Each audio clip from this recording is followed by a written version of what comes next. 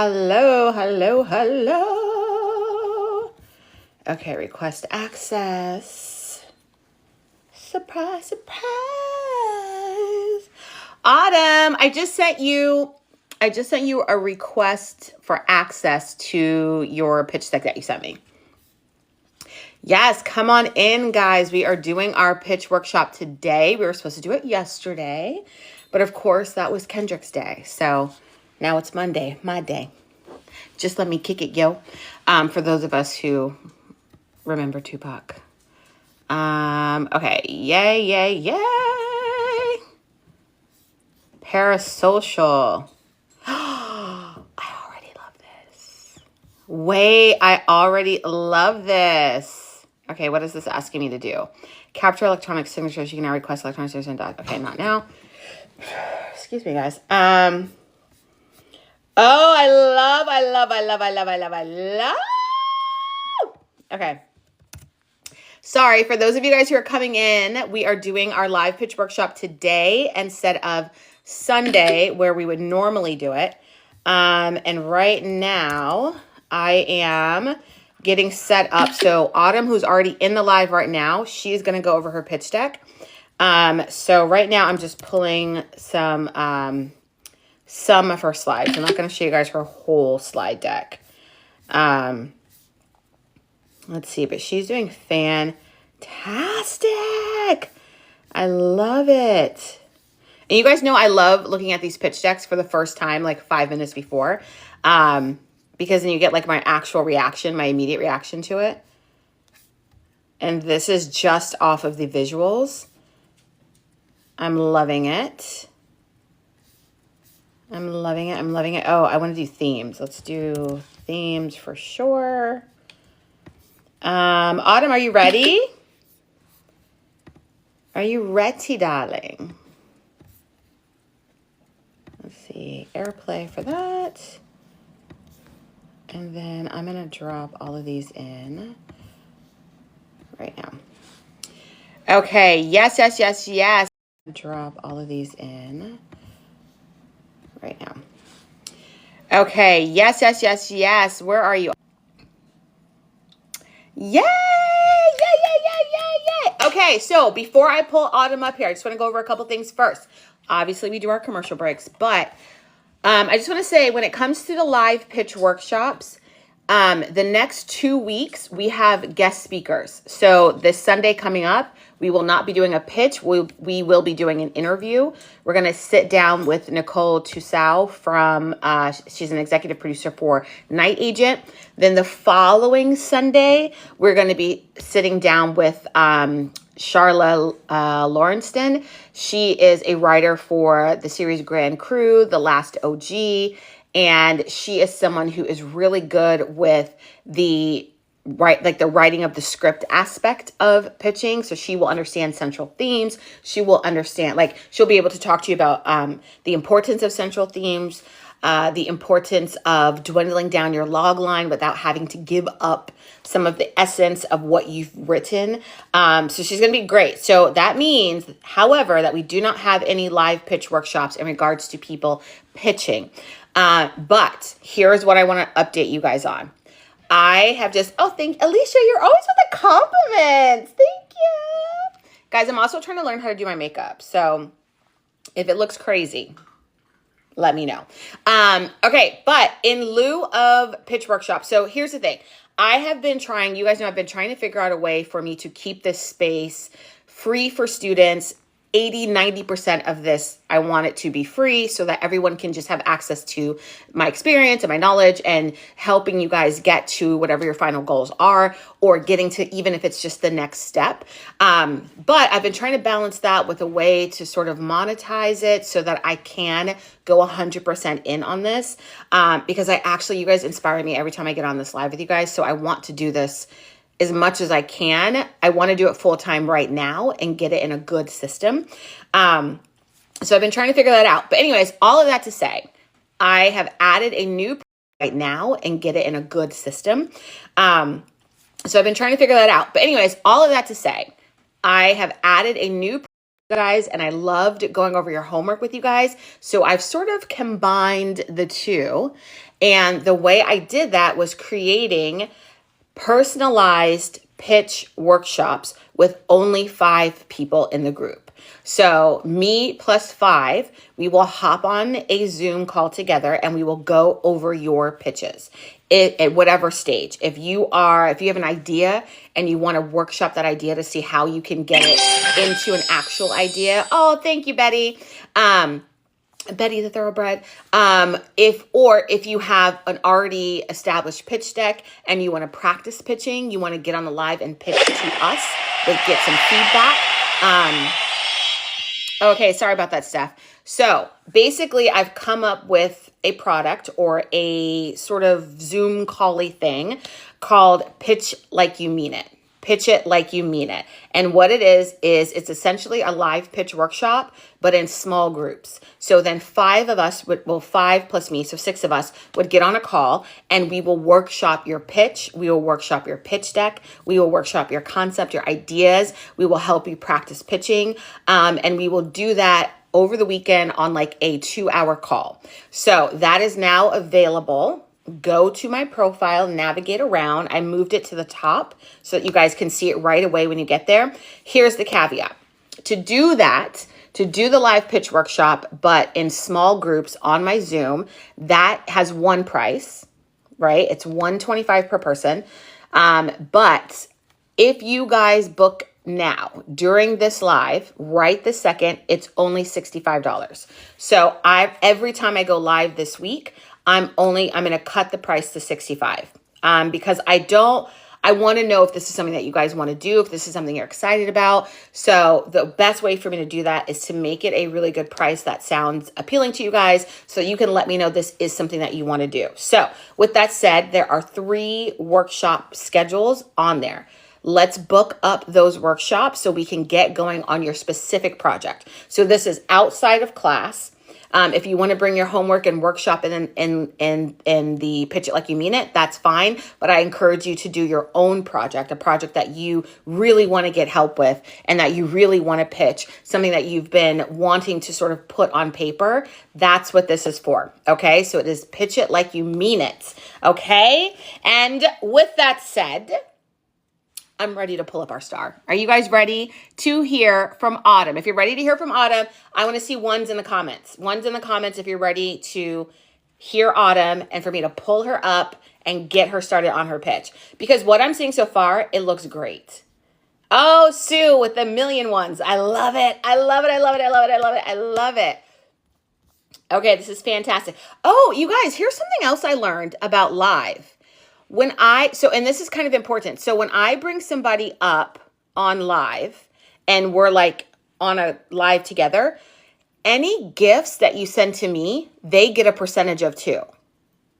Unless I'm like misunderstanding that. But if you guys gift me diamonds, then a percentage of those diamonds also will go to Autumn, which I think is absolutely fantastic because normally I don't think Autumn would be able to go live. Well, I don't know, Autumn, you might be able to go live. I haven't looked at your profile yet, but I just think that's pretty cool. So anytime you guys get on here, whatever gifts we're getting, there's a percentage that goes to you. And I think that's fantastic. So with that said, I may actually, so you guys can gift her individually too, but also just on my live, she gets a percentage of it too. So I saw that somewhere and then I like looked into it and it seems to be the situation, but I don't know. So I think no matter what, there's a percentage. I think TikTok gets a percentage and then whoever I'm on with gets a percentage. I don't know if they have to also be live or a guest of live. I'm not really sure. I think when you're a guest of live is when you get a percentage. I'm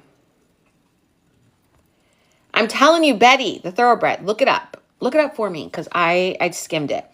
I think I skimmed it. Okay, so Autumn, no one else talk or say anything in the chat. I just need Autumn to type something in so she'll pop up and I can invite her on.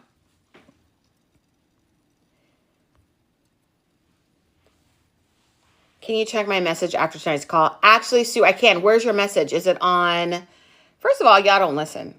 I specifically said, no one say anything except for Autumn. So I can find her and then invite her into the chat. Y'all be stressing me out sometimes. Stressing me out. So now I got to find her. Autumn, can you put a comment? There you are. There you are. You see how I got to yell at people? I swear. I swear. Yay! Hello. Autumn, you're here. Hey, Professor. You're here. Oh, wait. Big applause. Oh, thank you. A round of applause, honey. Okay. Oh, wait. Someone just gave you a tiny dino. Oh, it's so cute. Oh, thank you. Let me pull up. Okay, so just so you know, a reminder of how this goes. You get 2 minutes, 120 seconds to deliver your verbal pitch. So this is your elevator pitch. You have to give it to me as quickly and succinct and beautifully as you can. And then I will respond to that. And then from there, we will delve into your pitch deck. Okay? Yes, ma'am. I have something written down. How I execute it, we will see. Not you being prepared. Autumn. Not you being prepared. Siri? Make a 2-minute timer. 2 minutes starting now. What happens when admiration turns into obsession, and that obsession turns deadly? Parasocial is a psychological, satirical comedy thriller about the dark side of internet fame, stan culture, and the hunger for validation. It follows Sydney, a lonely, socially awkward teen who becomes obsessed with Aurora Baker, a disgraced Olympic figure skater turned influencer. After a scandal involving Aurora at the Olympics, Sydney seizes the opportunity to become part of her world, manipulating, deceiving, and even killing to get into Aurora's circle. What starts as a simple fandom crush quickly spirals into something much darker. Sydney inserts herself into Aurora's life, eliminating anyone who threatens her position. When she finally earns Aurora's trust and begins rising to internet fame herself, Sydney is forced to play an increasingly dangerous game of deception. When the internet never forgets, the police are closing in, and her perfect lie is on the verge of collapse. With the unsettling suspense of Netflix's You and the darkly comedic satire of Amazon Prime's Swarm, Parasocial is a gripping, twisted ride that explores obsession, identity, and the deadly consequences of wanting to be seen. Ooh, with 42 seconds left, darling. Okay, so here's my first thing I'm going to say. First of all, I love it. Thank you. Like, I like to always just put that up there up front. I love the concept. I love the idea. Obviously, it reminds me of, is it Swarm? Swarm, yeah. Is one of my co-ops. Yes, it reminds me of that. I always thought that was about Beyonce, but like, you know, fandom in general. Here's my first critique. I love that you were prepared, but you do not need to read your elevator pitch. Okay. You know, because I could tell you were reading. Right. And you need to yank me into that world. Gotcha.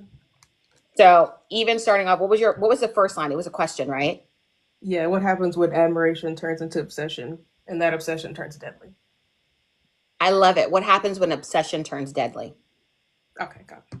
That right there, right out the gate. And then you talk to me about it. Because the difference between an elevator pitch and me looking at your pitch deck, I can read all that in your pitch deck. Yeah. I can get all the information on your pitch deck. What I'm looking for when I bring you in the room is I'm also getting to know you and how you feel about your project. So you've got to sell me on it. You got to be excited about it. You got to be like, look, this is the best damn thing that has come out since ABC meets ABC. You know, like you got to let me know and then dramatically deliver it to me. Gotcha. Okay. Okay. So practice your verbal pitch is what I'm going to tell you. Yes, ma'am. I'm taking notes. If you hear like the little clicks, that's why. That's okay, girl. I'm over here drinking my 0 sugar Dr. Pepper. Ooh, I love Dr. Pepper. I'm a new Dr. Pepper lover. Okay, so I just want to repeat it to make sure I understand the concept. So there is a main character who becomes obsessive about a ex-figure skater turned social media influencer. She becomes obsessed. That obsession then turns into murder on behalf of Aurora. What's her name? I forgot. I didn't get her last name. On behalf of Aurora. Yes. Does Aurora know that this woman is committing murder for her? No. Okay, so Aurora thinks she is just meeting this fan that's a little enthusiastic, but no harm. Yes, exactly. Okay, meanwhile, main character is murdering people so she can get closer to her and be her favorite and possibly protect her with, in her mind. Um, okay, now we fast forward in the plot. So plot points now. So they are friends. While they're friends, main character has this big secret about murdering people. Who finds out? Who's on the verge of finding out this secret? Her So what happens is she ends up killing her best friend, but she doesn't know. And then the main character's friend finds out. Wait, she kills Aurora's best friend? Yes. And then what's the main character's name? Sydney. Then Sydney's friend finds out that Sydney killed Aurora's best friend. She finds out that the best friend died, but she doesn't know until later. Okay. So let me just repeat that. Aurora's best friend dies. Mm-hmm. And she's like, oh, my best friend died. Then Sydney's friend Mm-hmm. finds that out. And does she go, wait a second, did you have something to do with it kind of thing? Yes. Mm-hmm. Ah, okay. So now is the bigger story slash conflict, is it actually between Sydney and her friend, or is it Sydney and Aurora as the main conflict? Yeah, that's the main conflict, Sydney and Aurora. Okay.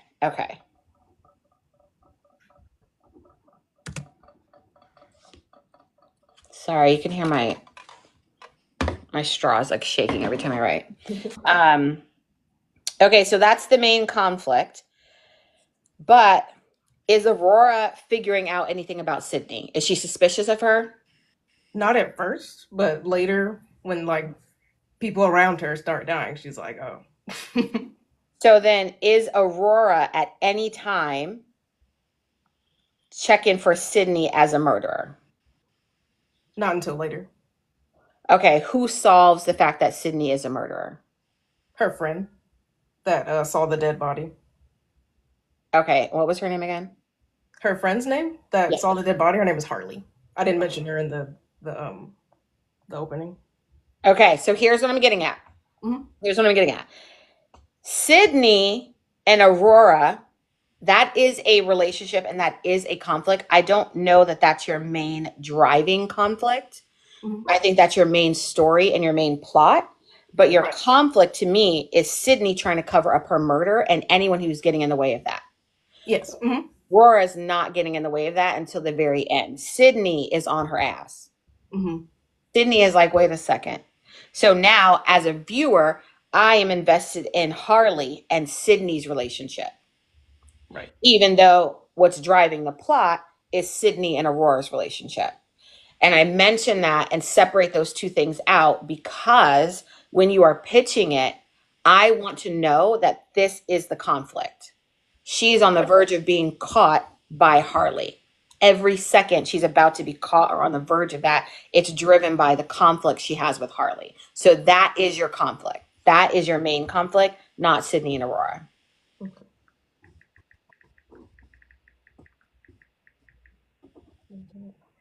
Okay, gotcha. Which is very important. Mm-hmm. Aurora, because Aurora is exactly what she is. She, for the sake of this and your log line and your quick synopsis, she is an object. Yeah. Mm-hmm. She's the trophy, she's the prize.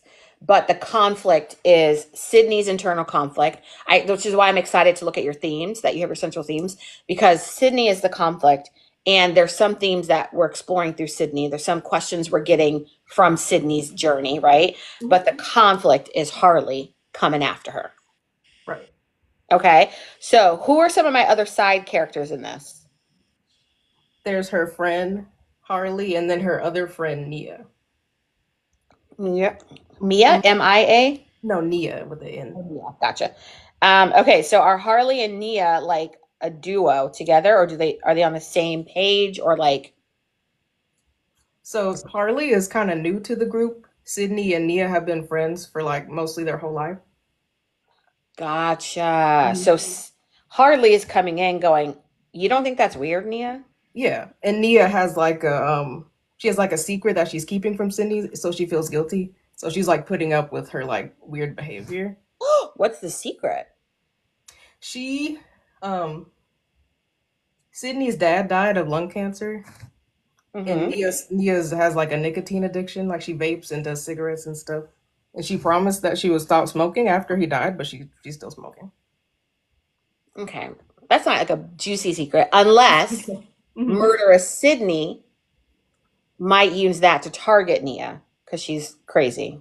Hmm. Okay. Then that's interesting. Right. But so I'm looking at this in relation to your log line and your title and your tagline. Okay. So Mhm. that's why I'm asking about where's the conflict? Who are the main characters? Because again, the way you described it to me, Aurora felt like she had a big role, Hmm. but really the conflict is this friend group. Right.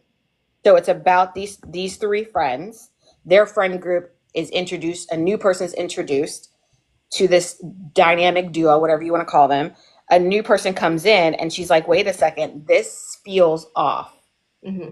Why is your friend obsessed with someone who they don't know? Right.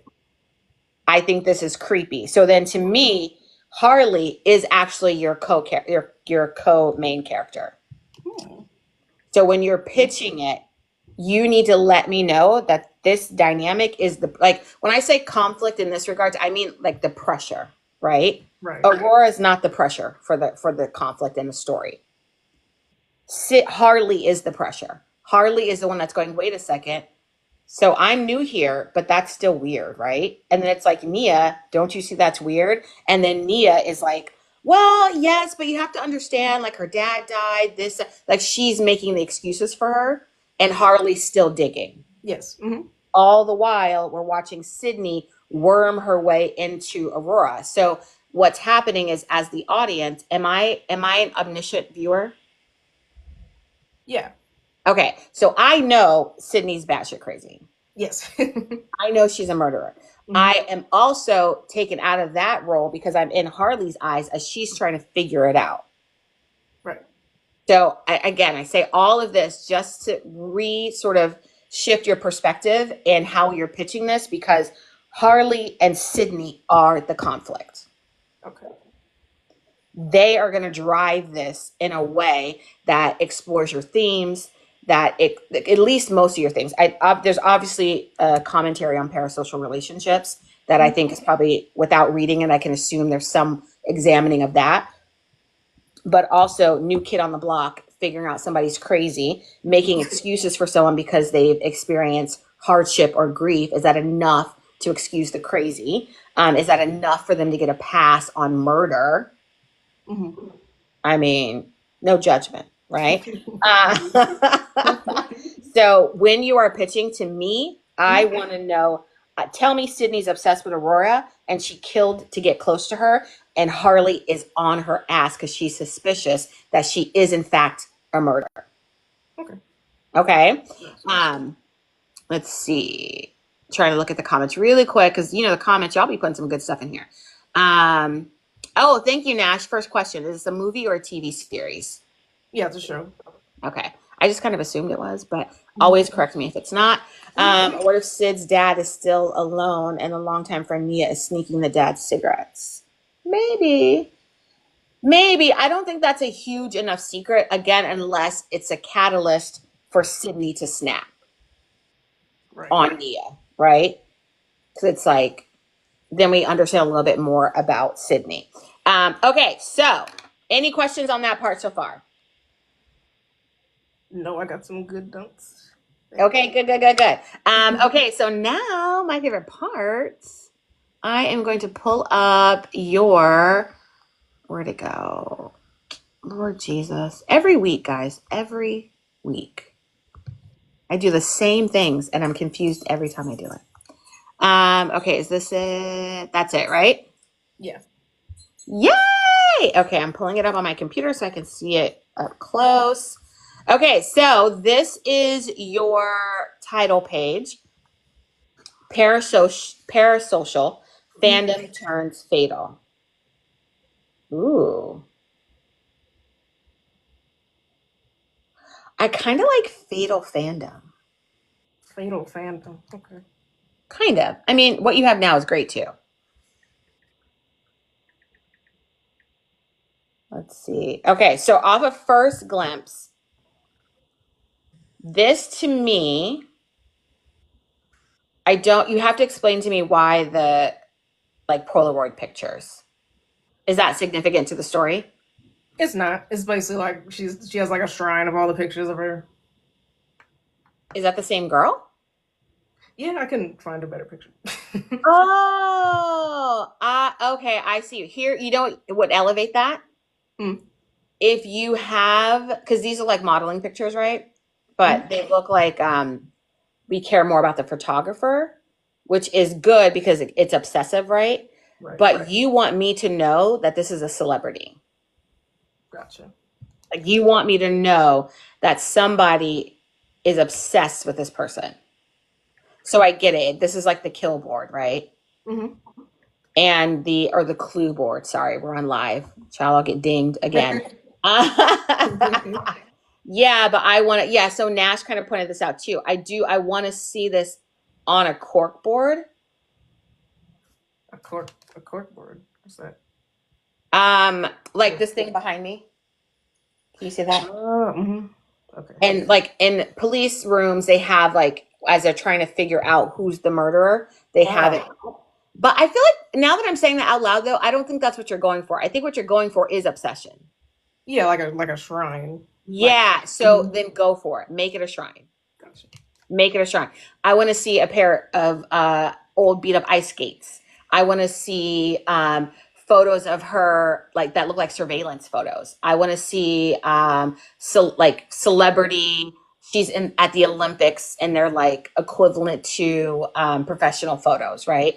Like Mhm. I want it to look like somebody has not a burn book, but just completely obsessed with this woman. So flooding your title page with photos and paraphernalia and everything else that represents who this woman is, Mhm. but almost like she's being watched. Because these don't look like she's being watched. Okay. But that's what you were going for, right? Right. Yes. I say commit to it 100%. Okay. Obsessively commit to it. No pun intended. But with that, I think the colors in the background make sense. Um, this person on the side, that makes sense because they're obsessing over that person as opposed to figuring out who that person is. Because right now it just looks like a photographer sort of in a dark room admiring their work. Gotcha. I'm not scared. I'm not worried at all. Second thing, title. I love the title, but when I see it, Mhm. I'm instantly, even though I know what parasocial is, I attach para to paranormal so much that Mhm. I think this is a haunted, spooky thing. Okay. So I don't know if maybe it's a matter of thinking about a different title or if you keep that title, making the font so that para is a little bit smaller and then social is the word you're emphasizing. Okay. Because I don't, and that might just be a me thing, but whenever para anything, whatever is after that, all I see is paranormal. Okay. Right. Yeah, clearly my comprehension is not where it is, but I'm just so used to seeing that. Okay, so let's see. I'm gonna check on the comments. Is she going for obsession? You could share her gallery on her phone, and it's all pictures of this. Okay, that's good. Surveillance photos. Yeah, I think we're almost there. Because we can tell. I can tell what you're going for, Mhm. and I think a lot of people can. And I know it's hard when you're building fake visuals. Right. But here's something that you can do. You can absolutely take stuff from other movies. If there's a scene in another movie or TV show like NCIS or something where they have an obsessive person or they have someone who is obsessed, you can literally steal that off of the graphic and make it yours. Gotcha. Okay, Dakota, no, you cannot DM me and pitch your adult animation, but you can book either a private session with me or pitch it like you mean it session, which is this that we're doing now, but in a smaller group and it's not on live. Oh, look at Uncle Vaughn. Okay, so now we're gonna go to We're gonna go to this page. So this is not your log line, right? No. Okay, so I'm going to read this. A parasocial relationship is a one-sided connection that a person has with a media personality they don't know. The person feels a close connection to them even though they are unaware of the person's existence. But what happens when they actually meet? This should be in your synopsis. Okay. I don't know why I didn't do that. Or it could be your own, it could be a separate slide. But once I see this, I immediately want to see your log line. Okay. Gotcha. That's all I want to see. I love that she's scared. Honey, be scared because that lady is killing people. She is killing folks. Okay, so now we're going to your log line. Log line, a chronically online teen's obsession with a beautiful influencer takes a dark turn when they start attending the same school. I love that because here's what we have. A chronically online teen. We have your subject, your protagonist, your main character right there. And we have a descriptor of her, chronically online, obsession, instantly know who we're dealing with. A beautiful influencer. She's obsessed with a beautiful influencer. So then that's our story, right? That's how the curiosity goes. Takes a dark turn when they start attending the same school. That dark turn gives me my curiosity and my conflict without giving away the story. You know what I'm gonna say this, Autumn? I think this is a brilliant log line. Knowing the whole story, you did a magnificent job at taking the ocean and putting it in a cup of water. Thank you. You did because there's so much you could have put in that log line that would have made it too long. Yeah. You know what I'm saying? Like you chose to not put in the plot points, which is good. It's what you're supposed to do. And you gave me exactly what I needed out of this log line to keep me interested. So now I care about what the next thing is. Okay. And I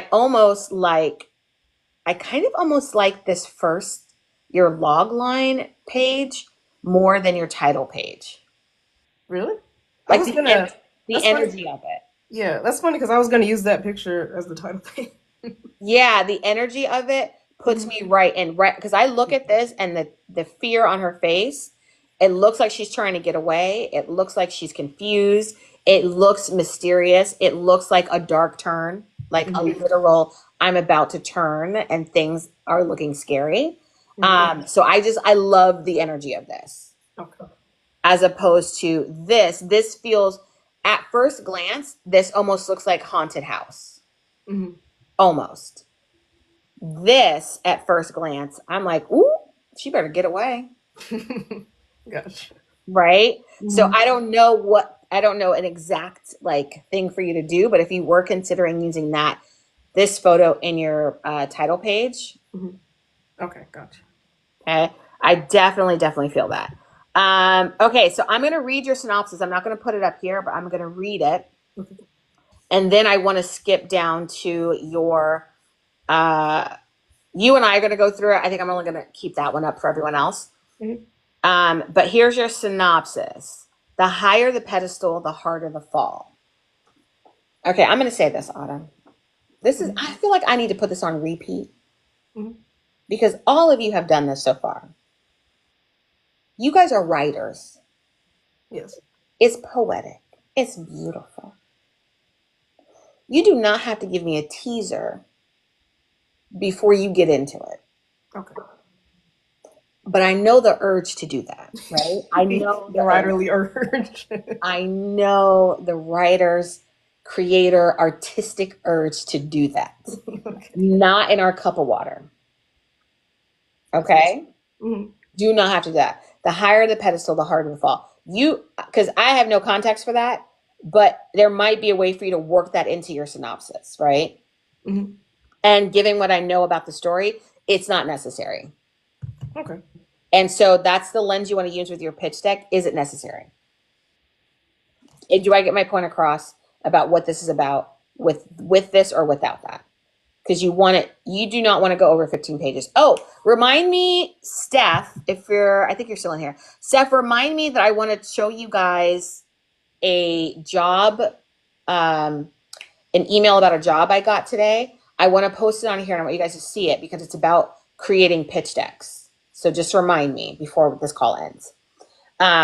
Because what you guys are learning here, you can actually, even if you don't have an idea of yourself for yourself, you can market yourself as someone who can do this for other people. Because you'll have the skill set, you'll have the guide, you can literally just follow it for somebody else's idea. And I want to show it to you guys because someone was willing to pay $2,500 for someone in beginner. Okay, so remind me, Nash, Steph, Alicia. Okay, sorry about the autumn. Okay, higher the pedestal, the harder the fall. We don't necessarily need that. Parasocial is a satirical comedy thriller series. Ooh, it's a comedy? Yeah, it's like a dark comedy. Yeah, I feel like I missed that. And I shouldn't miss that. Okay. I shouldn't have missed that. But I don't know where you would put it because you don't. I think this is probably where you put it, right? Like this is because the title page. If you move that one image up to your title page and play around with that, that doesn't necessarily give me that satirical comedy tone, but it doesn't not give it to me. So I think this is where this is right. This is where you should have it. This is just tell me what it is, okay? Okay, a satirical comedy thriller series set in the home of the Olympic Games Training Center in Colorado Springs. Ooh, in Colorado, that's pretty. Because she's an ice skater. Mhm. Told in serialized format. I don't need that here. Okay. We dive into the complexities of obsession, addiction, and the blurred lines between reality and perception in the age of stan culture through the eyes of our protagonist, Cindy Sawyer.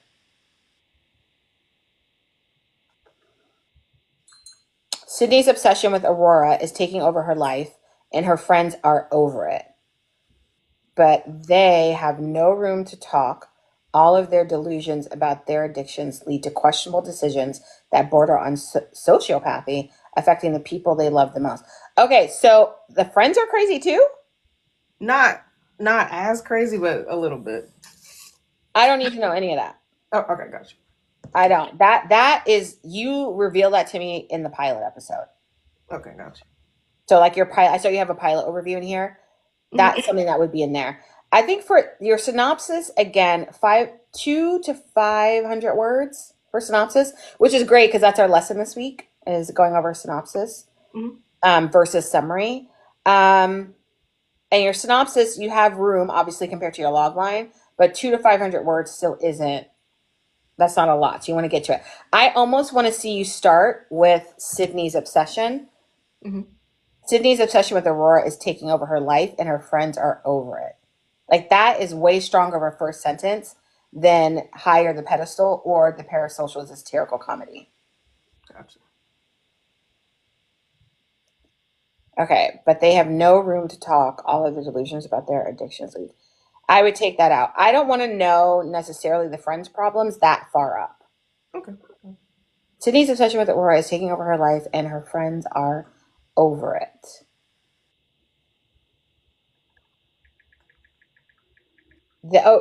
Sydney's obsession with Aurora is taking over her life and her friends are over it.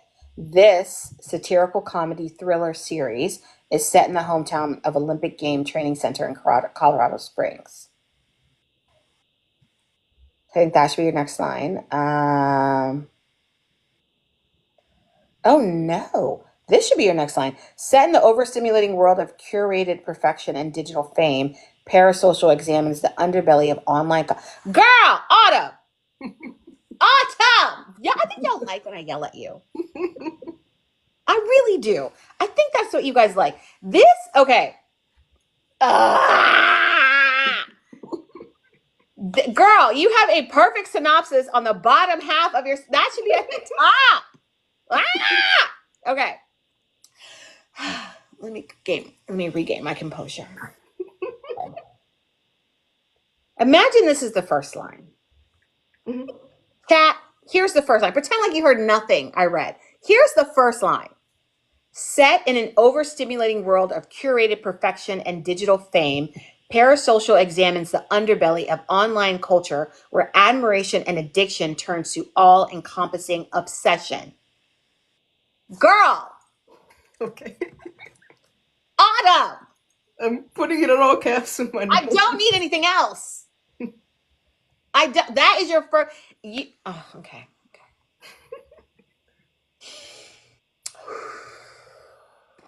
It's just one of those things when I get you guys on here and you guys are so good at what you do. Like you are, and it's like you don't understand that you don't have to pretend to be a writer. You don't have to pretend to be good at this. You are actually good at this. So then I see a lot of fluff that's like, feels like you need it because it helps you set it up. But exactly what you have is already perfect. You do not need to add all of that other stuff. Set in an overstimulating world, like I'm going to cry. Set in an overstimulating world of curated perfection and digital fame, Parasocial examines the underbelly of online culture where admiration and addiction turns to all-encompassing obsession. Next paragraph. Sydney's obsession with Aurora is taking over her life and her friends are over it. I don't care about anything else after that. Intense, dark, and psychological parasocial is a story about how far someone will go to be seen. That's absolutely your ending line. You end whatever happens before that, that's your ending line. Okay. Now, let's see. I got to read this again. Send over to girl.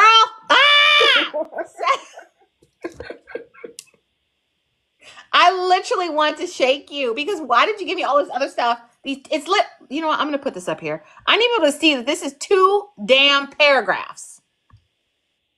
Is that it? No, that's not it.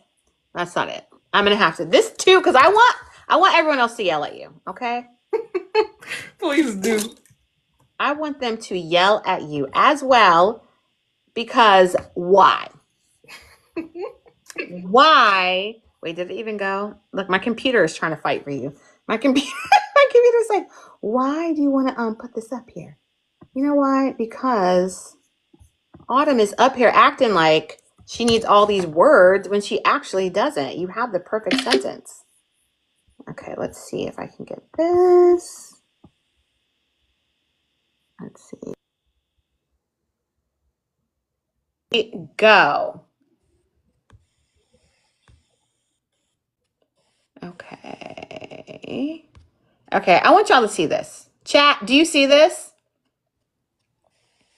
Do you see this? Do you see how long this is? Do you see how already I would be like, I don't know. It's so long. What else is on my desk? Right? Right. I would not read until the damn near last paragraph, Autumn, Okay. where you have perfection.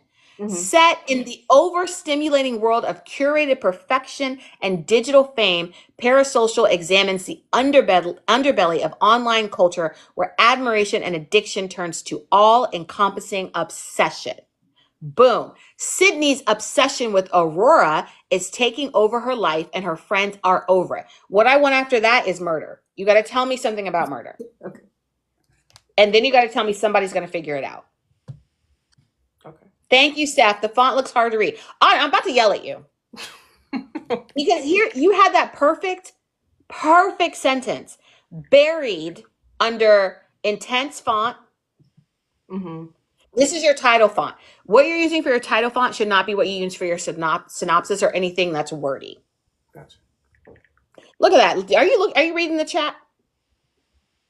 I want you to read what they're saying. They're yelling at you too. Autumn, you have absolute gems. Don't overthink it. Okay. Murder. That's how I imagine they're saying that. That sounds amazing. It should look like curated perfection to match the tone and content, right? Like I want you to, this whole thing needs to be redone in the best possible way. Okay. This whole thing needs to be redone because yes, it is a dark comedy, but that doesn't mean you have to literally use the colors, dark colors. Okay. I want the same way you have your little Instagram things on the side on every page, the Instagram, TikTok, just make it a curated like Instagram page Ooh, that makes with sense. with hints of darkness or deadliness in it. Like I want to know and make the likes 5,000 or make the likes 1 or like something where you can play around with this paragraph. This is your starting point. Okay. For everything. That's what you use to do your theme. That's what you use to do. I haven't looked at your theme, so they may be exactly this because that also is a beautiful theme. To me, that's what your characters are exploring. Mhm. So this is also a brilliant theme. So you lead with that. I'm hooked. And now tell me about Sydney. Right. Sydney's obsessed with Aurora. Tell me who Aurora is. Aurora is like a retired or was she shamed? Something happened like Yeah, she got kicked out because she was doing drugs. yeah. Sydney's obsessed with Aurora's curated image Mhm. without knowing she's like, I don't know. I just need to know something about Aurora. Sydney's obsessed with Aurora, who is a defamed skater, and they end up at the same high school. Mhm. Sydney so desperately wants to be friends with Aurora that murder is not off the table. Or you could just flat out say she's like dying. It's worth killing to be her friend. Like give me something along those lines, right? So I know that murder is a thing that's happening on Sydney's end, and then tell me someone's about to figure it out. Okay. That is your conflict. Ah, Autumn, now you got me fired up. Okay.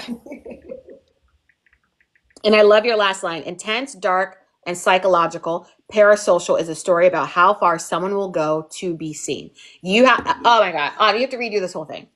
Yes, ma'am. I want you to sit and think about this line. Mhm. Because I'm not overstimulated in a good way when I'm looking at this. This does not feel like curated perfection. This does not feel like dark psychological. Like I don't see any of that in this. Okay. But that is absolutely what this is, and it's brilliant. You're brilliant. Okay. Okay, I'm gonna try not to yell. Okay, you have comparisons, you, swarm, euphoria. Girl! Autumn. These are 3 perfect examples of what you're building here. None of these match what your pitch deck is visually. Right. Okay. No, I don't have a creepy guy in the back. I don't have someone wiping up blood. I don't have somebody who clearly just came from a rave. I don't have any of that. I have a car door open in the forest. This supports paranormal. Paranormal. Yeah. Like if I were to take the words off of this and just look at your visuals, what the world you're drawing me into is a paranormal world. Okay. Because now we're in the forest with no one around. This page actually that you have your synopsis on, that looks more like a murder board. Yeah, it was like was it that? Yeah, it was like a little tiny pictures of like I forget, but it was like little tiny pictures. Of, No, it looks like what you see in the cop procedural. Yeah, like a crime scene or something, I think. Yeah. I mean, maybe you can give me more of that. But I want it to be I want the hollowness of a perfectly curated Instagram page profile. Like not on the nose, but like I want it to feel like there's this perfection, and right underneath it, I want the perfection to feel creepy, and I want to feel like right underneath it, there's a level of darkness Mhm. That's not like, oh yeah, she's really just like a bully. Like, no, she's about to murder somebody. Okay.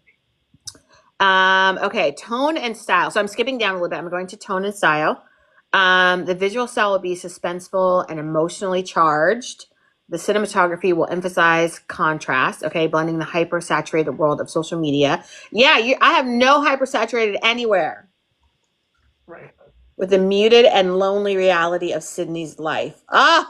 This is visually, like what you just described, I'm literally seeing black and white to Technicolor. Like the going back and forth of like perfect, lonely, perfect, curated, every apple of everyone's eye, and then lonely, trying desperately to get to that. Like you're telling me that in the tone and the style, but I'm not getting that on the pitch deck, like the Right. visuals on the pitch deck. The framing will feel voyeuristic and unsettling. Okay, great. Okay, that matches the tone a little bit of the visuals a little bit. With moments of intense stillness juxtaposed with chaotic intention. Okay. Since Parasocial is set behind the scenes of internet culture, the show will feature lots of chronically online behavior and language that Gen Z and millennials will relate to, such as viral trends, influencer aesthetics. Give me influencer aesthetics, Autumn. Yes, ma'am. I see none. Okay. And brain rot. Okay, the tone will blend the glossy, curated perfection. Do you watch Doctor Who? Uh-uh. There is an episode of the latest season of Doctor Who where these people, like they're aliens, but they're people. They look like people. It's like teens, and they live on this island, on this like planet, and they have this thing like this globe thing that goes around them, and it's essentially all social media, but they don't have it on their phone. It's just like encompasses them like a helmet almost. Mhm. People are dying all around them, but they're not paying attention because they're on social media. And their friends that literally could be sitting next to them, they don't see because that, yes, Ebold knows dot off, dot on. They don't see them because they're talking to them inside of the bubble, right? So even though you and I are sitting next to each other, we prefer to talk to each other through the bubble. Mm. So it's like this weird, and everything in it feels perfect. Like I get up and I comb my perfect hair and I put on my perfect outfit, and then the bubble comes up and I am curated, and then all of my friends are curated. And then when I want to talk to someone, I call them up on the bubble. And like it's like this whole weird, the whole time it's like they're visually telling me it's perfection, but it feels so creepy. It feels creepy. So I want that. Like I'll try the episode. Does anybody know the name of that episode? Ebol, do you know? It's Doctor Who. Is it called Dot Off, Dot On? I don't think that's the name of it. It's on Disney Plus. Yeah, it's on Disney Plus. Let's see. Doctor Who episode with Dot On, Dot Off. Oh yeah, no, it's called Dot and Bubble. Dot and Bubble. Okay. Yeah. So like it's like the character. So it's like that whole omniscient viewer, right? Versus figuring it out with the character. So you're not omniscient, but you are seeing it through the character's eyes who thinks her life is perfect. But you as a viewer, who I would imagine your story is kind of who Harley represents. Harley is us. So we're seeing this like seemingly perfect friendship, this innocent enough like admiration for someone online. But Harley and us, we're going, this is something's off. This is this don't feel right. Right. So I imagine this is like a similar thing. So I would watch that episode. Do you watch Doctor Who? I don't, but I'll definitely watch that episode. Do I need any context? No. Okay. I'm mildly obsessed with Doctor Who. Literally could call off any episode from like the last 10 years. Absolutely fascinating social commentary. Those aesthetics would work great for your pitch. Yeah, I think we redo the pitch in that way because that's the world you're pulling me into, right? You're not pulling me into the dark, sinister. You're pulling me into the perfect world to reveal it's dark and sinister. Okay, pilot. I'm gonna read this. Cancer centers and gossip Finsta account. Obsessing over a former figure skater party agent. Okay, I love all of this. After spotting the right location, Local ice rink. Sydney impulsively steals her beloved. She steals her dog? Yes. Very Lady Gaga. Her plan goes awry, of course.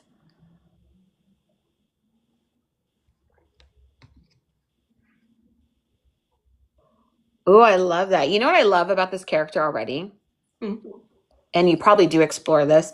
Sydney needs to be in control, obviously, because she lost her dad Mhm. and she couldn't control that. So whatever control issues she had before that are just deepened, right? Right.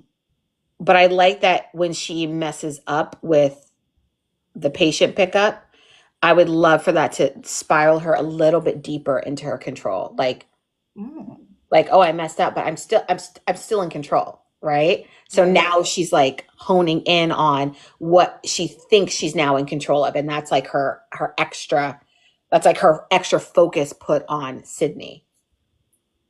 Right. So I guess what I'm saying is like as we see her world, right? Mhm. We see I hate when they do this. Damn it. I don't know if you guys get on live, they make you like do slide a puzzle piece like in the middle of you talking. So you're not a robot. And I'm like, I'm not a robot. Um, but I like, and this is just like metaphorically, right? Like not a scene, but like Mhm. I like the idea of seeing her world and it's this small piece of her world and it seems like it might be ideal or perfect. And then I see a little bit more of her world and then I see her full world and it feels a little creepy, it feels a little out of place.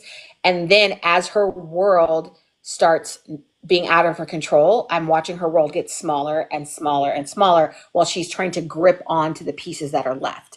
And that is Aurora. Right. Mm-hmm. Like Aurora is all her focus is there. So it makes sense for her to now murder for this because I've watched her completely lose control. Kind of like how Dexter at some point we're just like, oh, I understand why he kills. Mm-hmm. Which we should never, right? Right. Like, but we find ourselves going, yes, but he has a code, guys. He has a code. He's different than the other serial killers. Right? So I Right. kind of want that. I think you have this in here just from like me skimming through. Mhm. Okay, and then we have Aurora trying to rebuild her public image. Oh, so is that why she's like that's like a layer of why she is open to Sydney being her friend? Right. Mm-hmm. Okay, because she's on her own mission to make herself look better. Right. It's all superficial, right? Yeah. Very. Sydney witnesses the act and confronts Madison, following her car after she storms out from the rink. This leads to a heated altercation that turned deadly. She pushed her off a bridge? Yeah. Oh, this is a good first episode. Thank you. Okay, I love this. Okay, so I'm looking at your characters. I'm just going to skim through your characters. Right. Um, stalking, not the post, not the stalker. Vice of choice. That damn phone. Can I tell you this right here? This should be your Instagram profile. I'm gonna put this up here. This should be like the way you have your characters laid out. If nothing else, your character should be an Instagram profile. Okay. Okay, this is go away. I know. Are you need this on my TV now? Are you watching the chat, girl? I cannot see. Because I they can only are see it. loving this. Oh, thanks, guys. I see it. Yeah, they Somebody are. said when you mentioned the dog, I seen someone say it's rough out here. Whoever said that was hilarious. Somebody said I got distracted by Doctor Who. Let me log back in. That's fair. Need this on TV. There are so many plot lines to follow. Producers immediately thinking multiple seasons. Yeah, there's a lot to follow, and that's why when you getting it down to a drink of water is crucial. Right. Because if it's for a TV series, we can find endless plots. Like you don't. I just need to know that this hook works, and I just need to know there is a conflict that is going to drive the story. Because making decisions around the conflict, that's what drives your story. Right. Let's watch. MTV downtown. Okay. Okay, so where am I? Sydney Sawyer. Yeah. As you're building your characters, put them on an Instagram profile. Like that is That makes so much sense. no, that's fit. It's like, okay, now I get it. I think what it is, I think you committed to the tone and genre without committing to like the campy part of it. Yeah. And the campy part of it is this perfect social media image. Like, Right. Exactly. yeah, like you want like that creepy, my eyes are a little too wide, her smile's a little too big. Some's crazy. I love that. And I can't believe I'm recommending this, but perhaps a knife in the background. I don't know. I thought you hated knives. I hate them. I hate them. I hate them. I hate I them literally so like wanted to put a knife so many times, but I'm like, no, the professor's gonna hate it. why? Why, Autumn? We need to do a case study on why everyone wants to put a knife. I almost put a knife. Whenever the M word comes up, people are like, a knife, yes. Like a bloody knife in the background, yes. And I'm always like, no, it's like too on the nose, guys. Right. And people don't use knives. People use guns, okay? Right. Yeah, exactly. Where are we asking what she got going on over there? Where we are at. Gotcha. Oh, Steph points something out. She doesn't feel comedy, but I'm gonna address this for you, Autumn. Mhm. I think when you're doing a satirical comedy, it's not haha. Exactly. Yeah. It is a sarcastic approach, almost sardonic approach to social commentary. Exactly. Yeah. So you're gonna walk away a day later laughing. Like you're gonna I remember that. you're gonna be like, oh, it's kind of like what I just did with Doctor Who. Like, yeah, and then they had this bubble and the bubble, blah, blah, blah. Like it's days later, you're still thinking about it and you're thinking about it without it feeling so heavy because it was presented to you in a different way. Oh, good night, Kezia. Kezia, sorry. Or is it Kezi? Kezi? I forget. I'm so sorry. Please forgive me. But yeah, it's not haha. And so when I get your pitch deck, and this is like in reference to Steph asking the question, I don't need to know it's a comedy, which is why I was a little bit struggling with whether you should just say satirical comedy at the top or where you have it. But you definitely do have to say it so that I understand. And you may not even need to use the word comedy, though. You could just say like a satirical something, like a satirical play on something. You may not have to have the word comedy because comedy is implied with satire. Right. Yeah. That's true. Oh, someone said Dead Like Me is also great dark comedy series. So you guys someone said that like in every single live. Do you guys know Dead Like Me is such a trigger for me? What? That's like a whole other. That's another conversation. Always brings it up, and I'm like, yeah, I like Dead Like Me. Exactly like that. But yes, okay. So we're gonna make this a social media the way you have your characters. I see Sydney. I see Aurora. I see Nia. I see guilty overcompensator, vice of choice, nicotine. Yeah, because you could make that. You could really have fun with that. Putting the descriptions in there. Harley Salazar. We love Harley. Okay, then Colorado Springs. Why does it have to be in Colorado Springs? Is that significant? Yeah, because the Aurora was living there, like the training center for Olympians is there. Okay. So she's not like shamed and going back home. They made their home there. So now she has to, oh, that's tough because now she has to live in her glory, but on the outside looking in. Right. Ooh, these central themes, Autumn. Okay, series overview. I'm not going to read that. It's very long. It's very long, honey. It's very long. Okay, central themes. I was really excited about this. I think I'm going to put this year's central themes up because I really like these. Okay, while Parasocial is a laugh out loud satire, the real story is about the day. I'm not getting laugh out loud. This is probably what along the lines of what Steph is saying. Right. Not getting laugh out loud. Gotcha. Take that out. And if you want me to, then we can adjust, but definitely not getting that. The real story is about the dangers of excessive screen time and the fear of being forgotten or being invisible. I would take out excessive screen time. We're way past that being a danger. Right. Girl, my phone is like, you spent 6 hours on social media today. In one day. I was like, well, yeah, because I have stuff to do. I got stuff to do, okay? I gotta post on a schedule. I gotta find other videos. I gotta like what like I'm negotiating with my phone at that point, okay? I'm like, first of all, get out my business, Apple. Did anybody tell you to monitor that? But yeah, I don't. That doesn't feel like a danger to me. But especially when you have it compared to the fear of being forgotten, because that is the central theme. Right. That is something every single person can relate to. Being invisible, Right. being it's like being feeling alone in a crowded room. Mm-hmm. And now we've taken that to alone in an empty room, pretending you're in a crowded room. You know. Right. Let's see. Life exists outside of the plastic box. Some important questions are asked that audience will resonate with. Do we really know the people we idolize? Is morality fixed or does it shift based on circumstances? Ooh.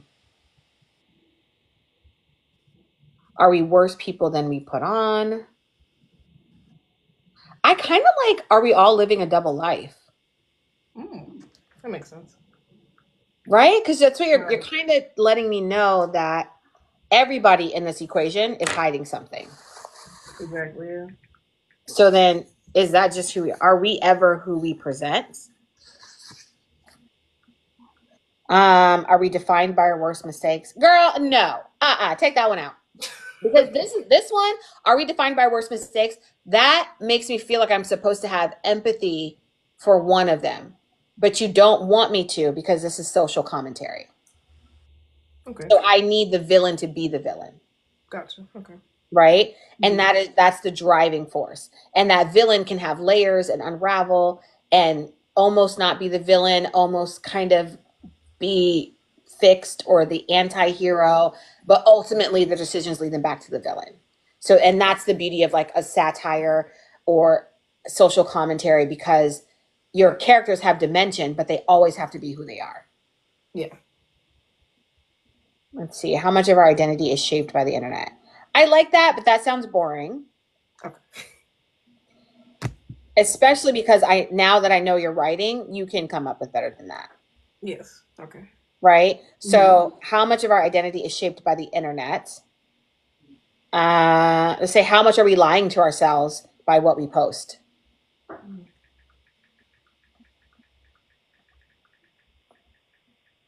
These are good. These are good. Do we really know the people we idolize?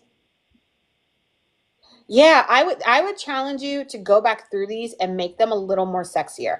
And not sexier in the way of like um a poignant writer, Mhm. but a poignant thinker. Because Okay. if this is satire, then if this is satirical, then it's social commentary. And you are asking all of us to come to the table and hold the mirror up to ourselves. Right. So Mhm. then this has to be thought provoking. Right. And you don't want to ask me questions, you want to give me statements. Okay. So do we really know the people we idolize? Question mark. Versus can we live up to who we think we are online? Living up I don't know, because like it's like you want to strip it down to a central theme, whether it's online or not, right? Mhm. Right. So it's more like obsession is definitely a central theme. So yeah, I'm trying to strip the central themes down to just one word, right? Right. Obsession, we've all been there. Um, double life or living a lie. Double life. Um, um, who we are versus who people perceive us to be. Mm-hmm. And a longer version of that is fighting to stay on the pedestal. Right. Oh, this is good. The battle between persona, and person. Right. So I'm trying to theme wise. So this is like I don't know if I should share this with you guys, but like when I'm trying to come up with central themes, whenever and it's someone else's project, Mm-hmm. like it's not my idea, but I'm going through like a pitch deck with someone and helping them come up with their synopsis and summaries and stuff. And we get to this part, I like to strip it all the way down to some sort of fable or some sort of fairy tale, because those are like some of the earlier stories that's how we communicated, right? So there's always a central theme or a lesson learned within those stories. And if I can connect those dots to whatever project is in front of me, then I understand the basic human central theme that we could all relate to. So if they're like with this, what comes to mind is the Emperor's New Clothes, right? Like you have this person who is clearly naked and everyone around him is gaslighting him because he has no true friends. So something about that it reminds me of that. And that's like a central theme. It also sort of reminds me of the princess, the frog and the princess. A little bit reminds me of that because you're perceived to be a frog, but you don't see yourself as a frog because you just became a frog. Right. So then are you defined by how people see you, or are you defined at how you see yourself? Which also then reminds me of, like, on a personal level, I'm 46, but I don't ever feel 46. I don't even know what that's supposed to feel like, because for me, I'm still 27-year-old Jillian Right. until I go and look in the mirror and I'm like, girl, when'd you get all these wrinkles? Wrinkles where? Girl, it's a filter and makeup. No, I don't really have wrinkles, No, but you don't. You have no wrinkles. the point is, I'm an older version of me that I don't see unless I'm looking in the mirror and having like a moment, right? Right. So, like, I'm living my life as the same person I was at 26, as far as like my zest for life, my energy, the way I perceive myself is youthful and energetic. But Right. then I have my 10-year-old niece that's like, oh, but you're like really old. I'm like, what? And then I'm like, oh, wait, I mean, I am. I'm 46 compared to her 10 years old. Right. So am I really old, or am I how I feel? Right. Another personal example is when it comes to my career. I'm a 7-time Emmy Award winning television producer, right? And that's how people perceive me. So when I walk in the room, I'm Goliath to them. Mm-hmm.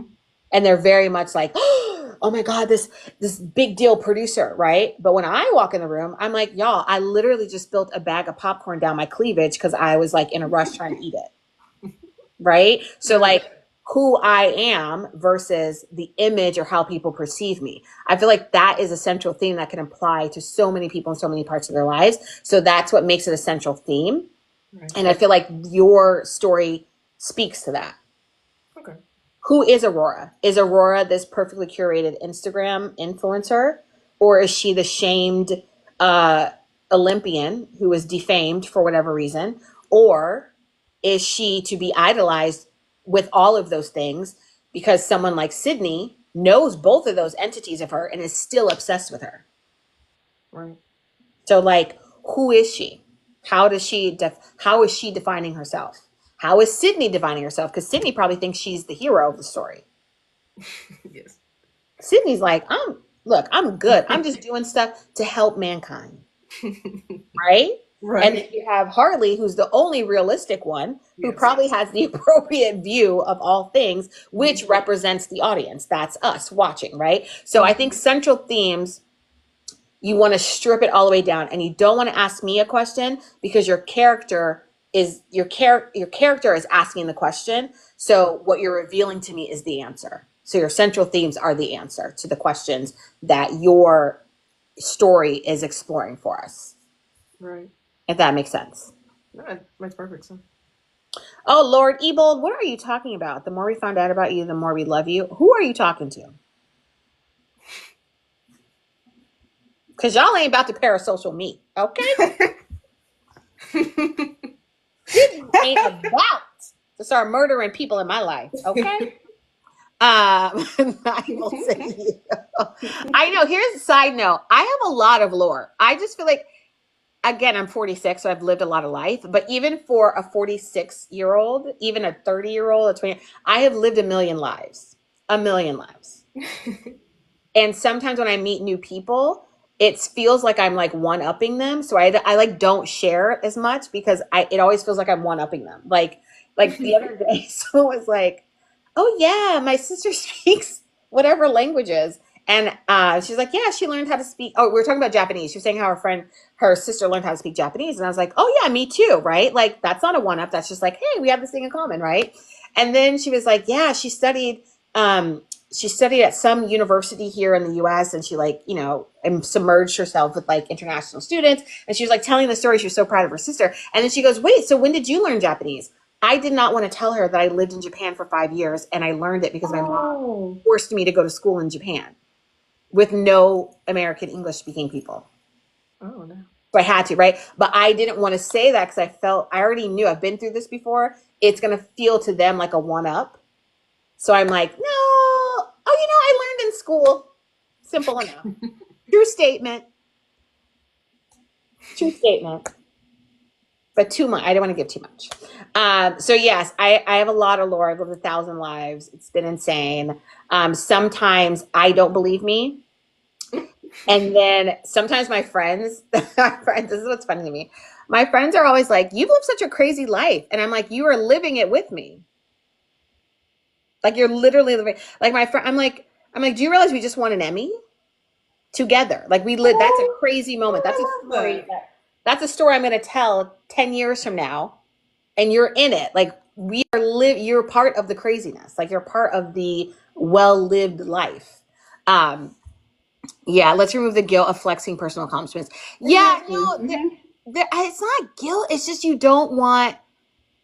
I don't want people who have to get to know me first. Because I will tell you guys right now, sometimes I can come off as my confidence can come off as like condescending sometimes. And so it's more about me checking me and not necessarily them. Because can I tell you guys a funny, terrible story about me?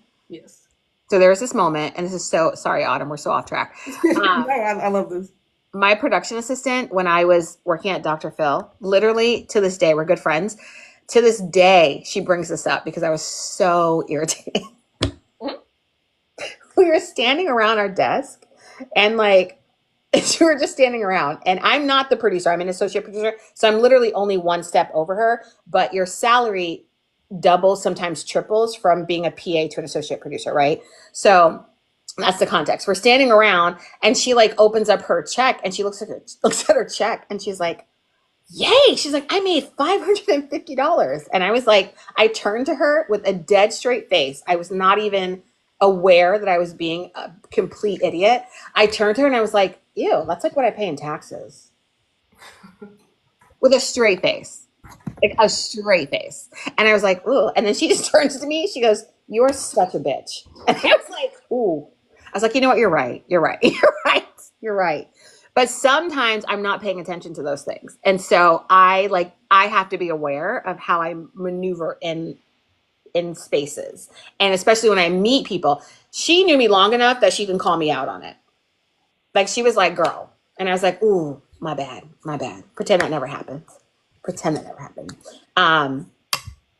It's the ew for me. Yeah. Ooh, my bad. My bad. I was like, ew.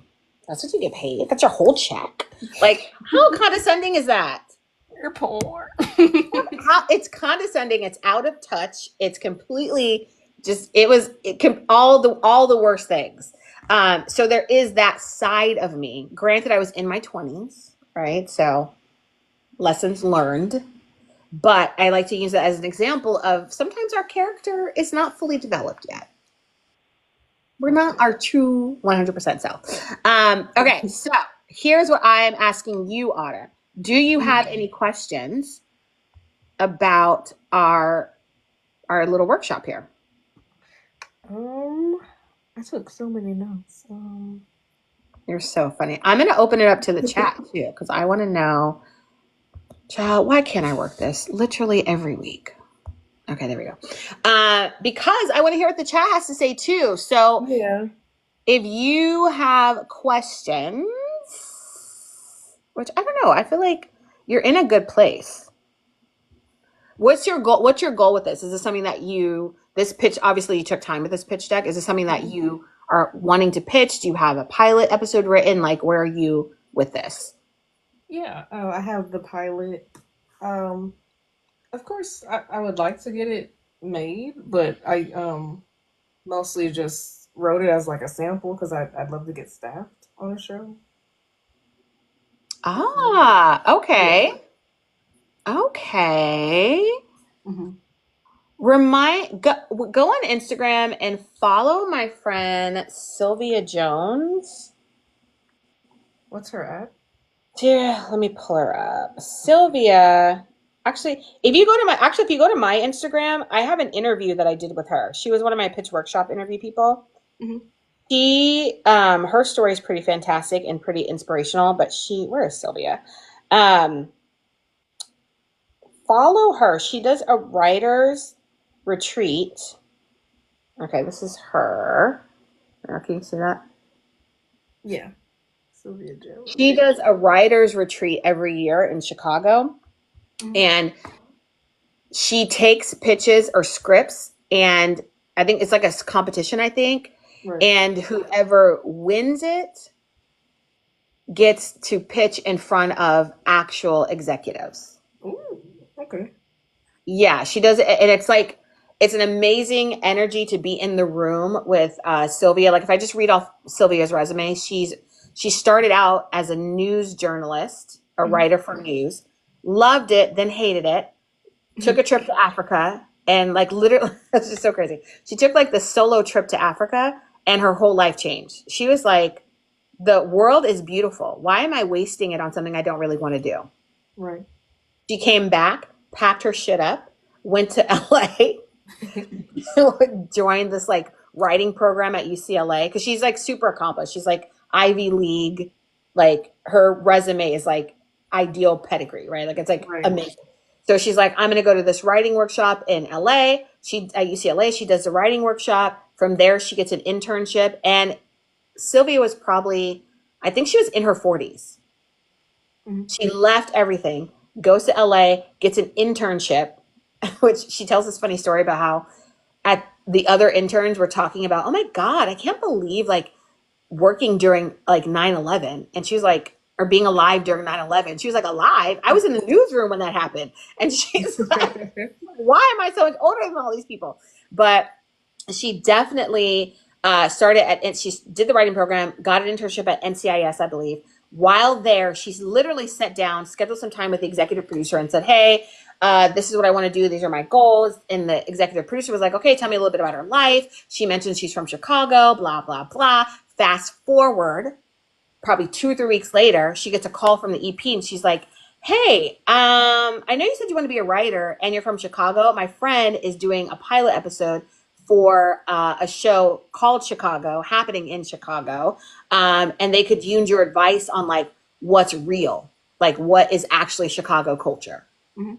So she went from intern to writer's room in 3 weeks. Oh my God. Right. Oh. And then now she's a writer on Chicago. She did a bunch of stuff for Lifetime. She did TV movies for Lifetime. Like she's continuously active in writing and doing stuff. And she does this retreat. And what she does is she brings other writers, executives. She brings the writers and the executives together in her retreat. Check her out. Go to her page. Can you ask her to do a retreat for everyone in our class? We could all meet up in real life. She might. Sylvia is just amazing. Go follow her. Go to her Instagram. Go harass her. Like, is Jillian talking about me again? I'm like, yes, I am, Sylvia, because I think you're inspirational. But she's great, and she has like she's like a mentor energy. She has leader, teacher energy. So her workshops are just great. She said yes to herself, and the universe said yes to her. Absolutely. Yes. Absolutely. And what's crazy is I was there before. So Sylvie and I we worked at the same newsroom in Chicago. So that's how we met. And we randomly would see each other. And because we were both Black, we're like, hey, girl, what's up? But like, we didn't know each other. Like, I wouldn't have said we were friends. But we randomly scheduled a lunch. We're like, hey, let's just go to lunch. Right. And so we're eating lunch. And Sylvia doesn't even remember this. She does not remember this at all. We go to eat lunch. And I was impacted by her when she said, you know what? I am single, no kids. She basically had to raise her niece and nephew maybe as her own. So she was telling me like, you know, and I feel like I'm a parent who's not a parent, and I've taken on these responsibilities, and I want them to know that you can achieve your dream. And I can't do that. I can't tell them that knowing that I'm not living mine. And then she's like, so and this is like so flippant. She's like, so I bought this vacation to Africa. So I'm just going to go and I'll figure out my life when I get back. And that's the last time I heard from her. And then I looked up. She comes back. She's like, girl, I'm quitting. I was like, what? She's like, I can't talk. I got to get on my flight. And that's like the last conversation we had. And then like a year passed. And I'm like, Sylvia, is that your name on the credits? And she was like, oh, yes, I'm a writer now. I'm like, girl, you went and did the damn thing. And I am so proud of you. Like her life changed instantly. Once she said yes, they say in the chat, the universe said yes to her. I love that. Yeah, she's amazing. But yes, everyone go harass her. Autumn, you check out her writer's retreat. I'm trying to see if there's information on it. I think she does. It's like in August. Let's see. Where is she? Sounds like Joy is her production company. Let's see. Oh, here it is. September. Oh, it was September 5th last year. So it's probably like in the early fall. Okay. Finish your script, but don't know how to access Hollywood. Write a book and want to take it to the screen. Got a movie idea, but don't know how to pitch. Tour, she'll give you, there's like this CineSpace theater in Chicago where they do all the filming there. So she kind of sets you up with that. She walks you through, you meet all sorts of people. Like, it's pretty impressive. Trying to see if but I don't think she has dates for 2025 yet. Sylvia, don't make my people come harass you. Because I will. Maybe I should invite her back to do another interview. Yeah. Yeah, I think she would do it. She's fantastic. She just did a film in Ghana. She just like. Where's she living? She living it up. No, she showed up for herself. I love that. Like she absolutely showed up for herself. Yeah, go harass her a little bit. She's yeah, I don't see anything about dates for 2025. Anyways, that's my long about way to say you specifically, Autumn. Mm-hmm. You are a fantastic writer. It's there. Do not overthink it. Mm-hmm. And don't be afraid to cut down your words because the words you are left with are still powerful. Okay. Okay? This is good. And rework this whole thing. Okay? I am. Yes, ma'am. Don't have me yelling at you. Okay? And now I'm going to kick you off the live. Unless you have questions. I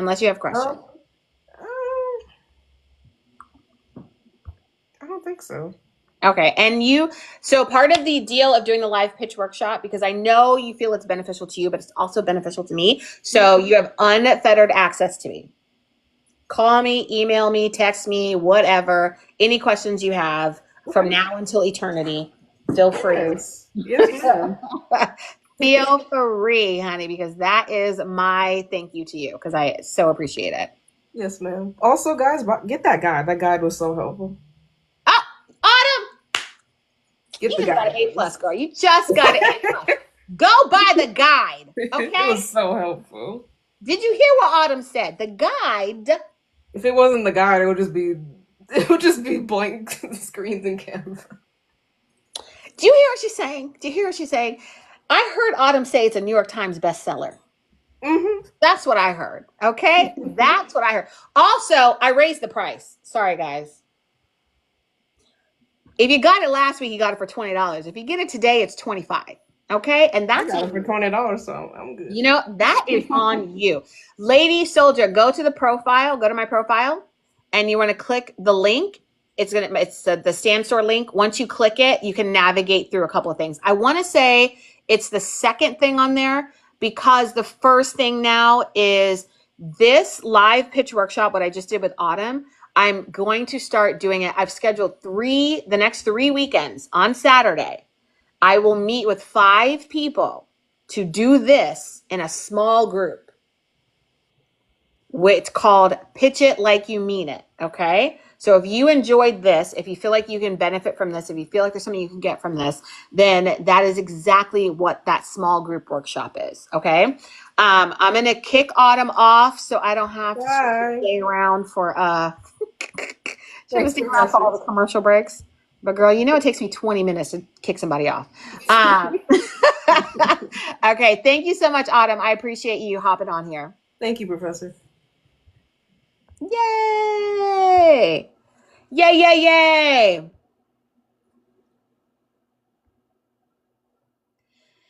Oh, Aji, yes. So I love the guide down. I just wish it came with an example. So here's the thing. I do too. And we're gonna give examples on our Patreon. We're gonna give examples on our Patreon. Let's see. Pitch like you mean it. You raise the price in this economy. Yes, Betty, the thoroughbred. I raised the price in this economy, okay? Because you cannot limit knowledge, okay? If this is something that you want, it's because of this economy, okay? There are tariffs on this guide, okay? I have to import this guide all the way from Patreon and Stan. So there are tariffs, okay? And I'm passing that down to y'all. Okay. Yes. Okay. I can't believe you guys, first of all, you guys did not remind me to do this. You did not remind me to do the round of applause. Yes, Betty, there are tariffs on the guide because I have to import it from another website. I have to import it from my brain, put it on paper. Okay. That's a tariff. Yeah. Okay. Show your business. I think you asked me something about being on TikTok. Something about that. I don't know what that was. Don't forget to tell us about the pitch deck job. Oh, yes. Yes, yes, yes, yes. Let me grab that because I wanted you guys to see this. Wait, did I already take a picture of it? Did I already screenshot it? I think I did. Okay. See, I'll be looking out for y'all, okay? Wait, why can't that? I think this is it. Y'all, my computer does not know what I'm doing from second to second. Oh, wait, why did my phone decline? Honey, how is my phone going to tell me it doesn't want to take an airdrop from me? Let's see.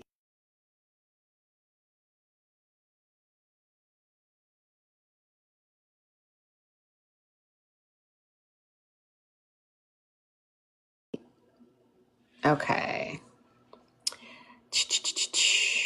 Thanks, Dad. From one murderous writer to another. Yeah, y'all be liking murder, honey. Y'all be liking murder. We're switching it up, though, for Tuesday's class because we're learning about synopsis and summaries. So we are no longer on the murder train, okay? We're no longer there. We're switching it all up, okay? Switching it all up. Okay, let's go to... So this is what I wanted to show you guys. It is... Come on. Come on. Wait, did it not even... Okay, what's this? Okay, so this is a development job. And I wanted you guys to see this. This is the post from today. So I don't know if I told you guys, child, no more knives. I can't. No more knives. That's what, I can't. Anyways, here, when I tell you guys to get on staffmeup.com and entertainmentcareers.net, these are the types of jobs that pop up. So I get these alerts. I get them ahead of everybody else sort of. Anyone who pays for a membership gets them early. So it's not like it's not like I'm getting a jump ahead of everyone. But here is the job. It's someone looking for actually, let me show you the description before we get into this. Here is the description. Okay, let's do that first. Okay, we are looking for a skilled pitch deck specialist with experience in film or entertainment industry presentations. Nyasha Presents, this is on staffmeup.com. I would go there, create an account, and then you can either have the membership or not, but you can find this job in there. So staffmeup.com. Okay, so I'm going to read this. Let me open it on my computer so I can just read it from here. We're looking for a skilled pitch deck specialist with experience in film or entertainment industry presentations. Okay, the deck should, and this is important because these are all the things that we talk about when we're in these lives and when we're talking about pitch decks. This is someone soliciting someone who can create pitch decks. So the importance of learning this is not just with the outcome to pitch your own series. That is an added benefit, but you also are developing another skill set where you can do this for other people. Okay. Visually represent the film's tone, themes, marketability, right? Buyer mandates, marketability. We've gone over this. Include investment and funding strategy slides, right? How are we making money? And that's really marketability. Who is our market area? Who is our target audience? Who's advertising to that target audience, right? Include feature high quality lookbook and mood board visuals, right? We are talking about the visuals. The other site, staffmeup.com. Be designed for investors, producers, and distributors. So this is what made me want to talk to you guys about this. It's just understanding the significance of your pitch deck and the things that we're learning in here. It's not just for TV shows. It's not just for networks to go, oh, we like your idea. You can create a pitch deck for your idea and send that to sponsors. Send it over to marketing people and say, hey, I want to create this on YouTube. Here's what it will cost to sponsor an episode. This is what it will cost to sponsor a season. Here's my demographic. Here's my, no, Spooky Saray, this is staffmeup.com. That's where this was posted. So things like slide deck design, they want 15 to 20 slide max. They are literally, everything that's in our class syllabus is what they're asking for. So everything that you guys are learning how to do, experiencing how to do, practicing how to do, workshop how to do. Oh, I thought she was asking about the other one you mentioned. Oh, yes. Thank you, Saray. Slide deck design, 15 to 20 slides max. What they really should say is about 12 slide max, but whatever. And the sections will include, surprise, surprise, project overview and logline, director's vision and statement, key themes and emotional hook, lookbook, mood board, market comparables and target audience, investment structure and revenue potential, right? Revenue potential tells me that this is probably not for a TV series. This is probably for something online. Festival and distribution strategy. So now it's telling me it's a film. Now I'm feeling like it might be a film.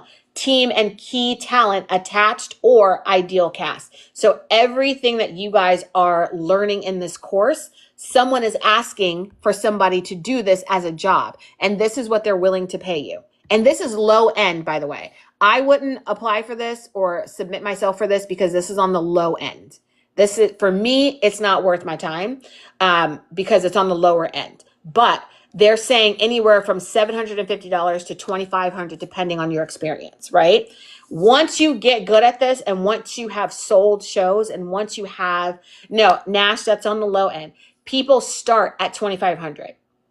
If you are working with a production network who basically needs this to get sold and they're putting all their money behind it, you're starting at $5,000 to do a pitch deck. Any high end stuff is anywhere from $5,000 to $50,000. People will pay upwards to $50,000 for a pitch deck. There is no title; it's development, but they just need a pitch deck. So there isn't a title; it's a skill set. They really should have posted this on like Fiverr or in one of our Facebook groups where there are people who specialize in this. putting it on Staff Me Up. I'm sure it'll be fine. Actually, let's go. I'm going to go to Staff Me Up and see. Let's see. I want to see if someone has already. Because what Staff Me Up does is they'll tell you how many people have applied for the job, where you fall into that category. That's interesting because I just went to my Stan store to see if someone bought the guide, and no one bought the guide. Nobody bought the guide. Okay, because we're not playing that game today. We're not playing that game today, okay? You guys don't make me call your mama, because I will. I will call her and say, look, they're in the class, but they're not showing up 100%, okay? Okay, so this is, there's only 30 applicants, which is amazing for the industry right now. There's only 30 applicants. I'm in the top 65. Get up out of here.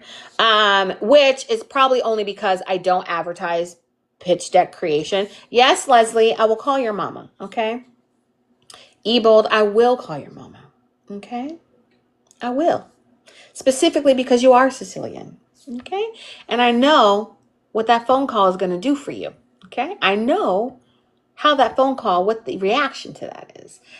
Steph, yes, I did. I've been meaning to email you back. Can we do something maybe like Wednesday or Thursday? Like Thursday afternoonish? Tell my mama I love her.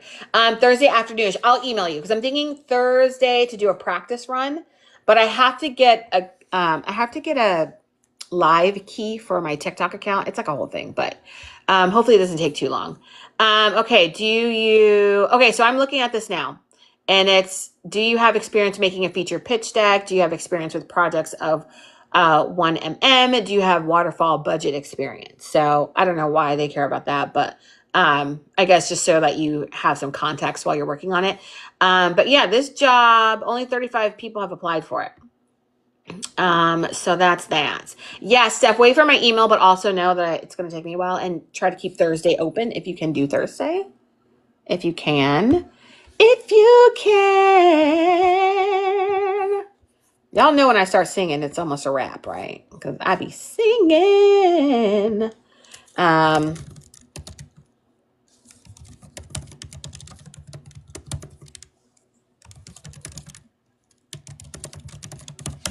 I be singing, girl. I think I saw someone ask a question on here. What's waterfall budget? Yeah, it's a project management term. Yeah. How do we tell? Where'd it go? How do we tell them we have experience? Should we make example pitch decks to show them? Yeah, absolutely. I would go. So this is what I did when I used to like market that I do this. I went to Fiverr and I looked at other people making pitch decks and how they marketed themselves, and I literally just like copied and paste. What? Don't go chasing waterfall budgets. Did we ever review the network survey things? I missed last class.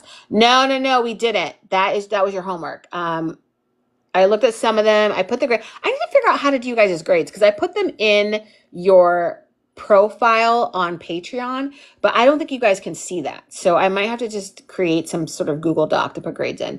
Where do I schedule a pitch deck meeting like this one today?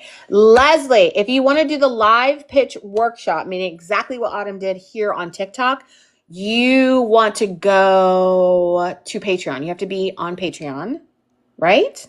Help me out, Steph. You can do it. You can either join the email list, but I'm probably not going to send an email out from there until like midweek. But if you join our Patreon, on Patreon, there is a like a post that explains the whole thing. So you can go there.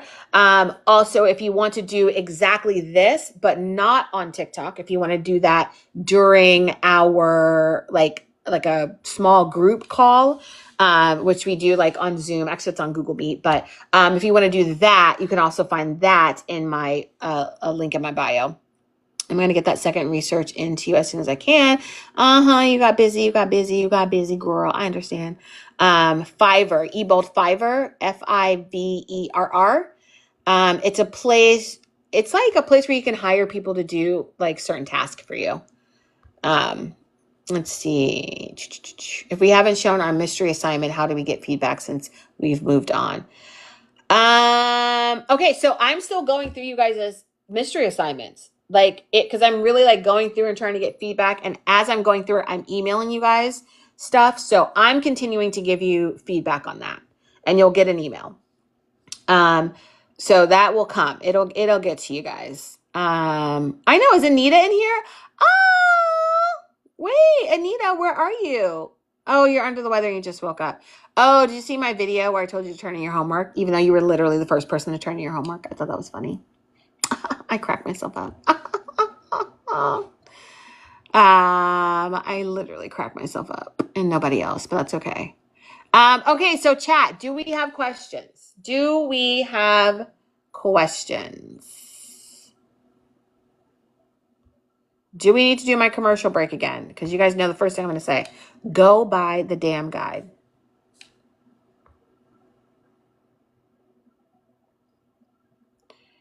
Yes, Autumn, send me your updated version.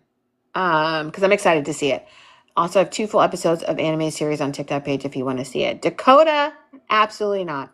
Dakota, we are in class. Okay, if you want to sell me stuff outside of class, you got to go to the link in my bio and schedule time with me. Lady Soldier. Okay, so Patreon is a little bit hard to find, Lady Soldier. So you're going to go to my profile. You're going to click the link. Actually, let me walk you guys through it so you can see it up close. Let's see. Y'all, the funniest thing is I actually have a timer on my social media so that I don't, like, it's a 15-minute like burst of time I can be on TikTok. And literally every 15 minutes, I just move it away. Every 15 minutes. It's actually insane. Okay, so you go to my page and then you're going to click the link. Doot, doot, doot. Click it. And then that's going to pop up. You're going to hit the very first one that says Stand Store. Boop. And then that is going to take you here. Okay. Once you're here, I suggest, this is our commercial break, guys. I suggest you click on pitch like you mean it. Okay. Here's why I think you should click on that. Because, do you see that? It's normally $125 to be part of the group. But if you guys book while we're on live, it's $65. When we get off of live, it's going back to $125. It will go back down again when we get on live on Tuesday. But here's why I'm doing that. Because the first session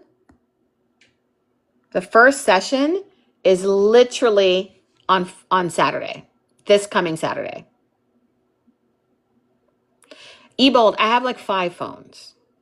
Ebold, I'm a TV producer.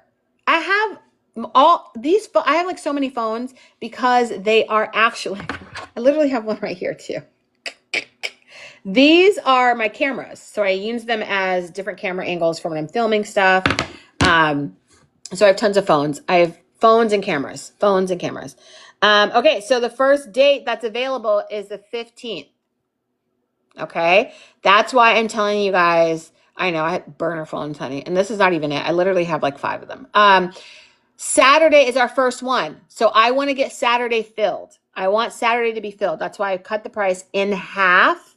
If you guys can book it this week, because I want to do this. This sounds so fun and so exciting to me that I want to start as early as this Saturday on the 15th, and it's from 1 to 3 p.m. Camera 1, camera 2, key light, backlight, side light. Yes, I have a 3 light setup that I don't really use on here, but I use it for when I'm filming. Nash, take your pitch serious. I can't even. Nah, because you already know I'm gonna yell at you. I'm gonna be rolling, bouncing while y'all. Does the pitch like you mean it link go to Patreon? Yes. Oh, no.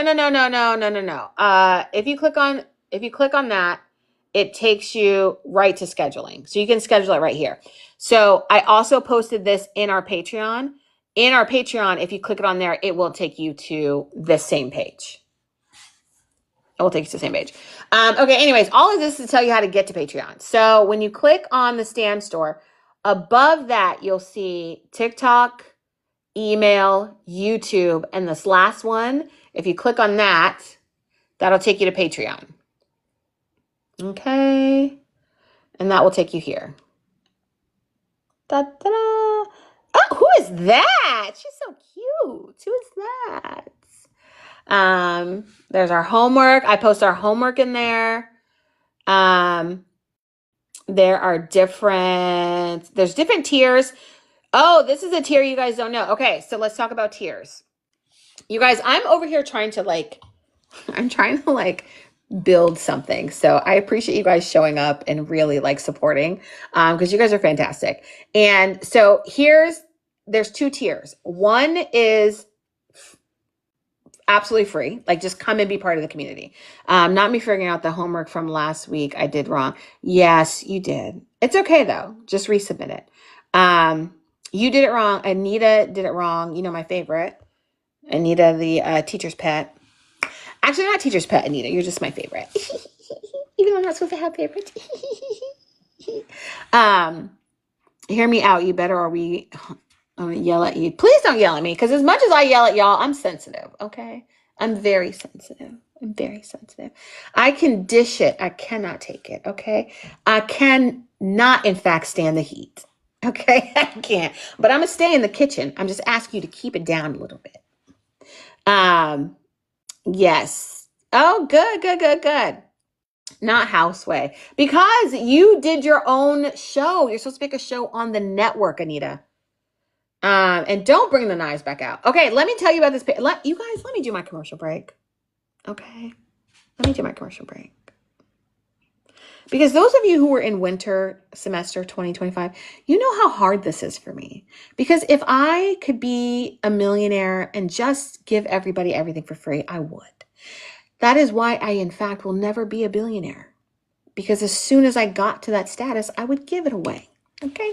So this part is very hard for me. So I want you guys to give me your undivided attention. Okay? Thank you, Nyasha. Thank you. Thank you. Thank you. Thank you. There's always troublemakers. Anita, Nash. Lady Soldier, did you get the book? Did you? Because I can check. I can see it when it pops up. Anyways, here, I'm going to give you the pitch for our Patreon. Here's the thing with our Patreon. We have we have free membership. So that is you just being part of the community, and you get a lot out of that, because essentially I want the community to be free. So you get a lot. You get updates on our homework. You get updates on class. You can sign up for live pitch workshops. You can get updates regards to class, right? This next tier is a $5 tier, which is no different than the free tier. The only difference is it's a way for you to show financial support for your professor. But literally, you don't have to do that, because everything, as far as information, it's the same as the free tier, okay? The actual big tier is the pitch crew tier. And the pitch crew tier is for those who are taking the class and are serious about wanting to take the class, wanting to get grades, wanting to know what's going on. So I give you guys a little more added attention. So here's what happens with that. Actually, let me open this up. You guys would not believe that I really wrote down what I wanted to say for the commercial, because I get so nervous about doing it. I really do. I get so nervous. And I actually hate it. Okay. So pitch crew. This is what you get out of pitch crew. Obviously, you're part of the class, but in that, I will help you build out your pitch deck outside of class. So you have your homework assignments. I look at those. I grade those. You get feedback for those. But if you are someone who also has a project already in mind, being in the pitch crew tier, I will give you one-on-one help with building out that pitch deck, okay? You will also, by signing up for the pitch crew, you get a free copy of the Ultimate Guide to Creating a Pitch Deck. Okay. You also get one-on-one office hours once a month. Okay. Alicia, thank you. Tap them hearts. Okay. You also get a special Q&A with industry experts. So next week we have the executive producer for Night Agent coming. In that tier, the pitch crew tier, you guys can already start sending questions, and those are at the top of the list, okay? And those will be part of the questions that we ask during the interview, okay? Second, early access to assignments, and that's what I wanted to show you guys. When you're in the pitch crew tier, you get posts like this, right? So Tuesday's class, tomorrow's class is on synopsis and summary, and I'm going to focus specifically on Stranger Things. So what I included in this post is the first 8 minutes of the pilot for Stranger Things. I also included the pitch deck. This is the original pitch deck for Stranger Things. The show it was pitched with the title Montauk because Montauk, New York is where they had, it's like a mysterious town. There's all sorts of random stuff. Yes, Autumn, you get one-on-ones, and I'm not done. Okay, so you get stuff like this. I included articles. You also get things to think about while you're watching the pilot episode. This is how much of the story does the pilot reveal? How does it balance mystery versus clarity? How does the synopsis and the pitch deck match the events of the episode? So watch the first 8 minutes at the top of this post and we can have a discussion about it. So you get different types of discussions, right? So you get posts, you get stuff ahead of time. You guys know how I repost our classes the following week on YouTube.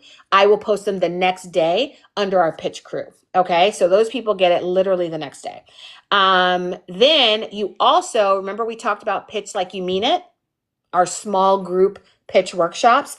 As a pitch crew member, you get to join one of those a quarter for free.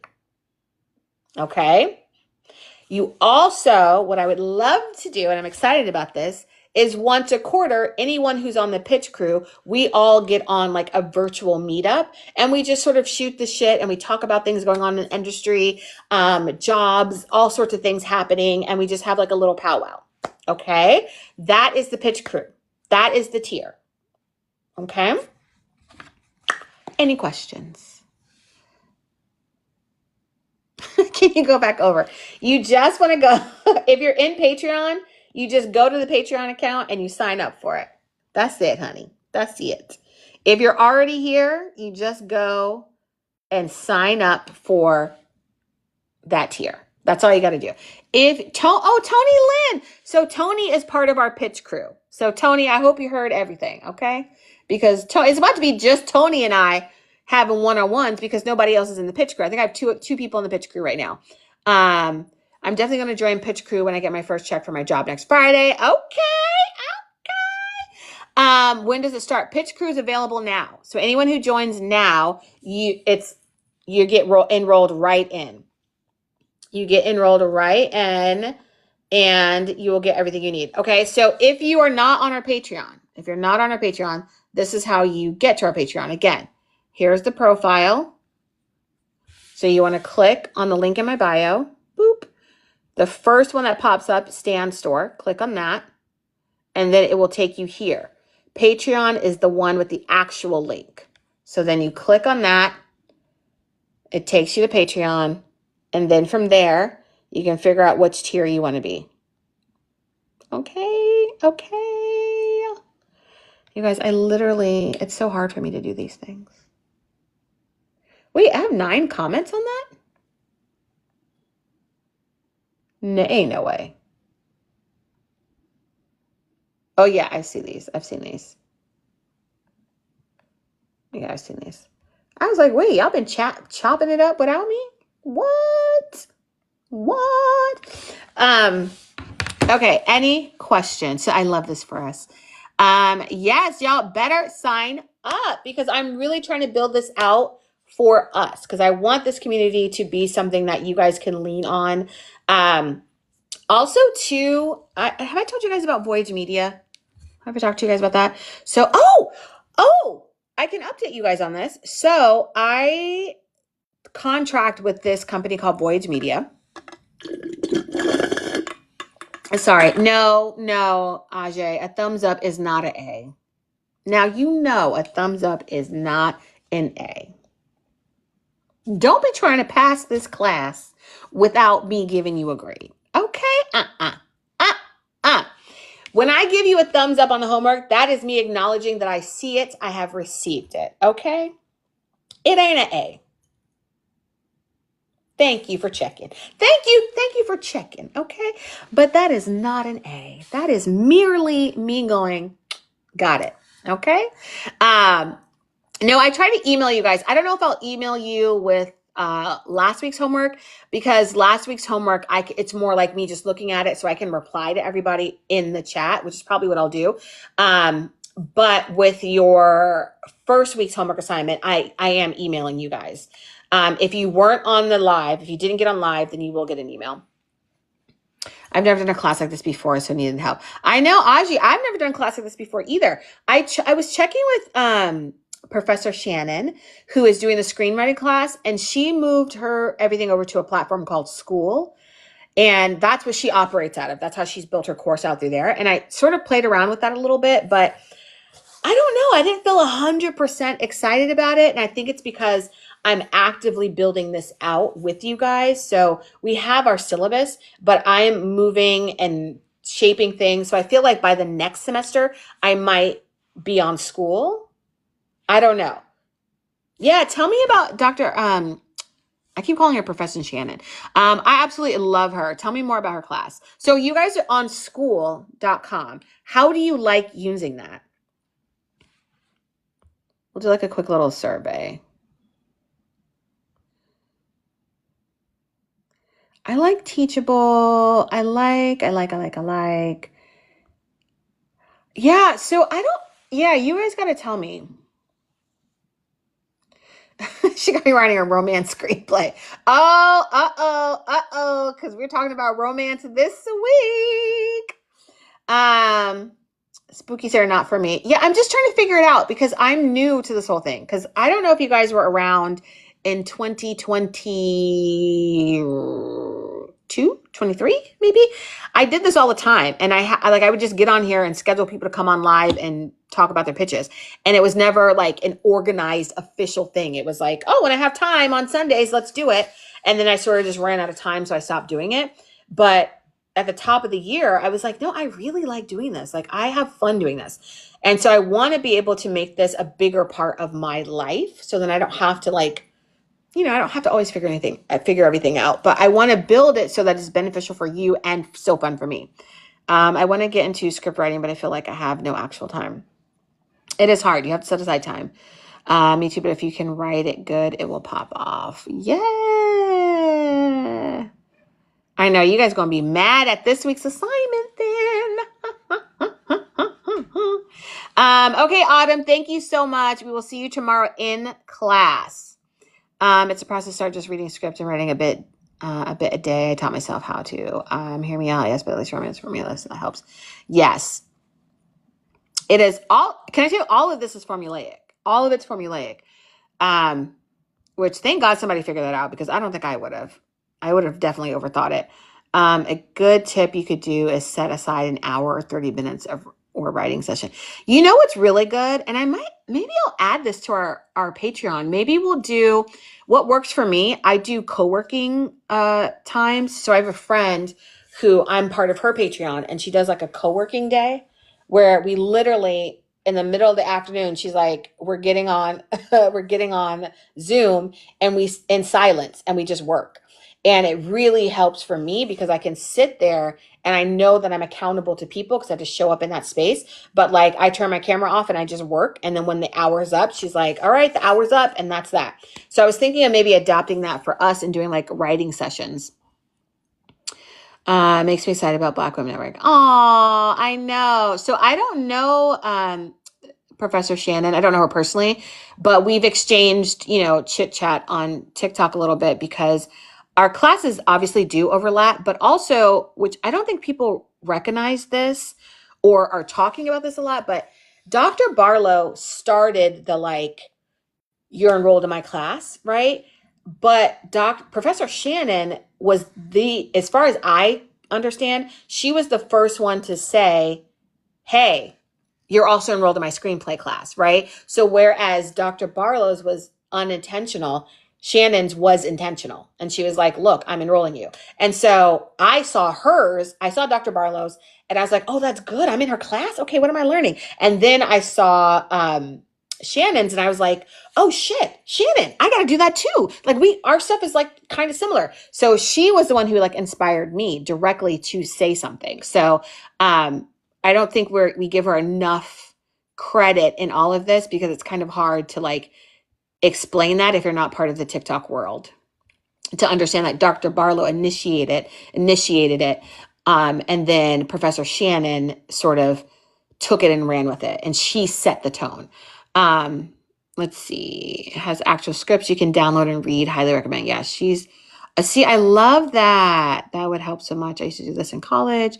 Co-working is really helpful. Yeah, I want to start doing that for it. That's our writing session. Sounds good. Yeah, I think I'm just going to add that. I'll maybe send you guys an email. I'm 65 pages into my new feature, and I hope to reach 100 this month. Woo, good job, Bryce. Good job. Not you dropped screenwriting. And Shen don't play either. I know she don't. She already gives me the vibe of like, look, come to class and do the work or don't come. I feel like that's our whole energy. It goes so with this class. Good. Because once you get your idea out, let's put it in a pitch deck and make some money. Okay. I needed the credits. You guys are so funny. That is so funny. I love this. I absolutely love this. I know I want to connect with the other professors too. Oh no, low-cal Val, I might pick up your spot. I just might. You guys, we have 15,000 likes. Look at that. Yeah, because Professor Shannon, she ain't playing with y'all. I don't think she'll call your mama, but I will. Okay. Okay, Lady Soul DJ. Let me see. You know what I'm saying? Because you keep getting on here saying you did X, Y, and Z. Let me just double check. Okay, because you might get an A+ today for that. You might. I also feel like I want to actually call Professor Shannon. I wonder if she'll like sit down and have a little chat with me, because I feel like she already has this figured out. Like I'm in the you guys are witnessing me figure it out, but I feel like she already has a system down. She knows what she's doing, and I'm like excited to learn from her. A joint class. See, I don't know, because she has her whole system. Yeah, but I'm gonna chat with her.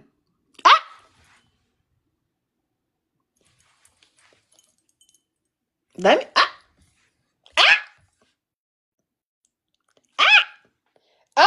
Okay.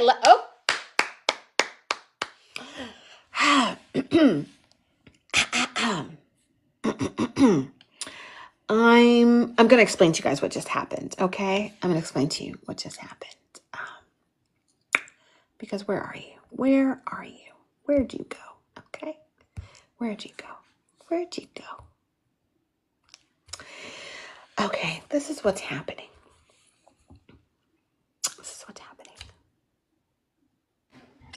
Ma'am. Yes, ma'am. Ma'am.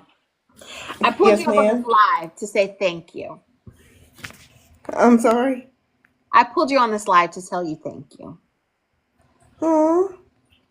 Thank you. Because I just checked my Stan store. And you have bought the guide. And you joined our group pitch workshop. You are our first pitch workshop, pitch it like you mean it, member. Okay? Oh, let's go. Here's the beauty of that. Because these other slackers on here that haven't signed up, you know what that means? If they don't, that means you and I are on a one-on-one. Ooh, that's dangerous. I'm not gonna lie to y'all. I'm just saying, if they don't show up, it's a one-on-one. You benefit either way.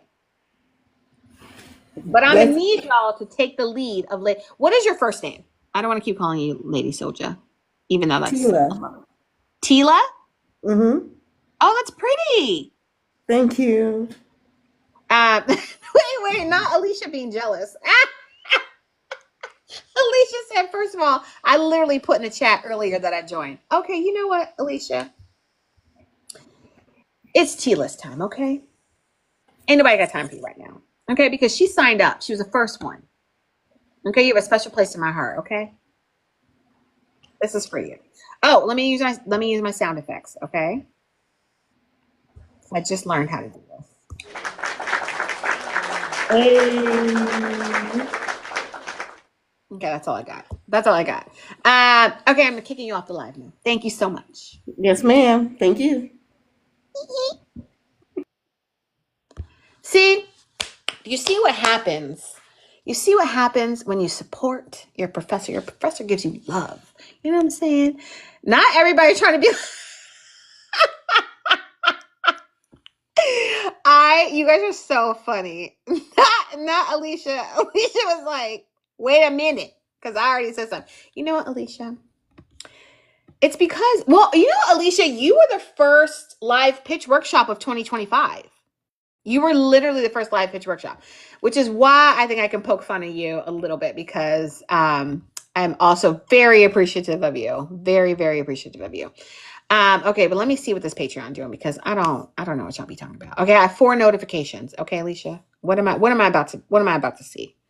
Okay. Yes, Lady Soldier. Yes, joined, and you joined the pitch crew.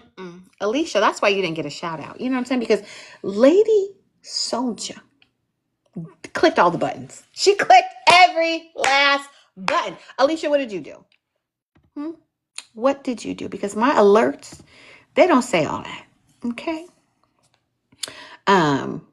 So we are trying our best. No, I absolutely love all of you guys, and you know that. I love you guys. But yes, thank you so much, Tila. I do appreciate it. I absolutely appreciate it.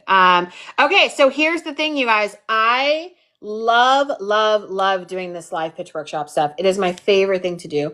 I love teaching the class because I love you guys' energy around it. But this live pitch workshop, it really is what I love to do. So any chance to do that, I'm excited about, which is why I created the Pitch It Like You Mean It workshop, because I want to keep doing stuff like this. And I think it's really beneficial for you guys to have an opportunity to pitch your ideas and to workshop those ideas.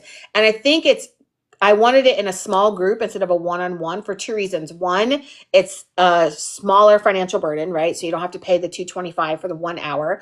But then also what you get from it is you don't get just me. You get the energy of everybody else in the room. You get to hear other pitches. You guys get to talk back and forth, and you get to be amongst your peers. And I think that adds a lot more value to the experience. So I appreciate that. Naisha presents, I understand, honey. I understand. Not happy now, Professor. Wait, I thought you put that because you were like telling me, but I thought you put that because you were like, oh yeah, I can't do it because I have this. But you're basically telling me I spent the money, ho. Okay. Are you happy now? Okay. Are you happy now? I understand. See, that's what happens when the new baby gets brought home. Exactly, Nash. Exactly. You did that to Anita. Okay. Anita is the golden child. Okay. And I will not stray away from that. And then you popped up with a perfect pitch deck. I can't even. Let's see. Not your cat looking at you like, girl, what? We have a quick question. Check the Patreon. We in here. Okay, let me see, y'all. Let me see. You know what the thing with Patreon though is they don't I'm still learning how to work it. So it says, where are you? Let's look at the community. Oh, I see y'all turned in some homework. Okay, we happy about that. We real happy about that. Okay, so I'm gonna go to my homepage, and then I'm gonna go to member. Look at you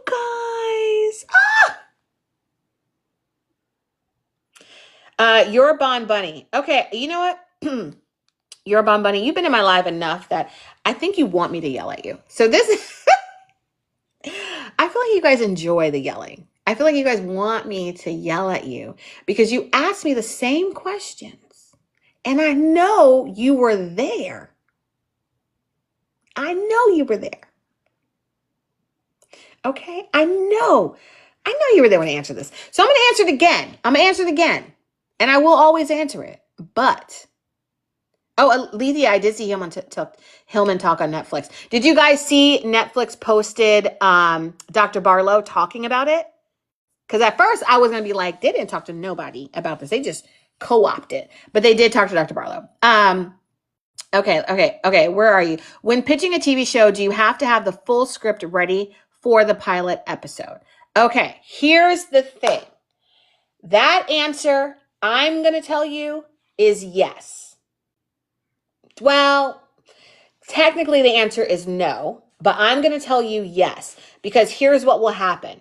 If it's a good pitch, if the pitch deck is good, within your pitch deck, you have a pilot overview where you sort of explain what happens in the pilot. It's not like the actual script.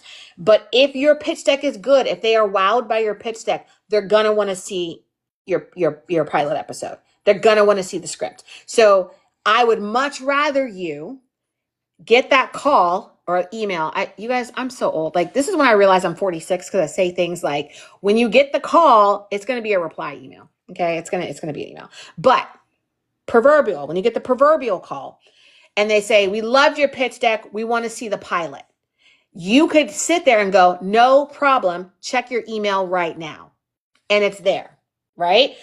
As opposed to, hey, we love your pitch deck, can you get us the pilot? You're like, yeah, I'll get it to you as soon as possible. Hang up, and then you're over your computer, sweating, stressing, overthinking, writing a pilot and trying to get it to them. And then it's a month later and they've already moved on and signed somebody else. Okay. So you don't have to have it, but you better have it.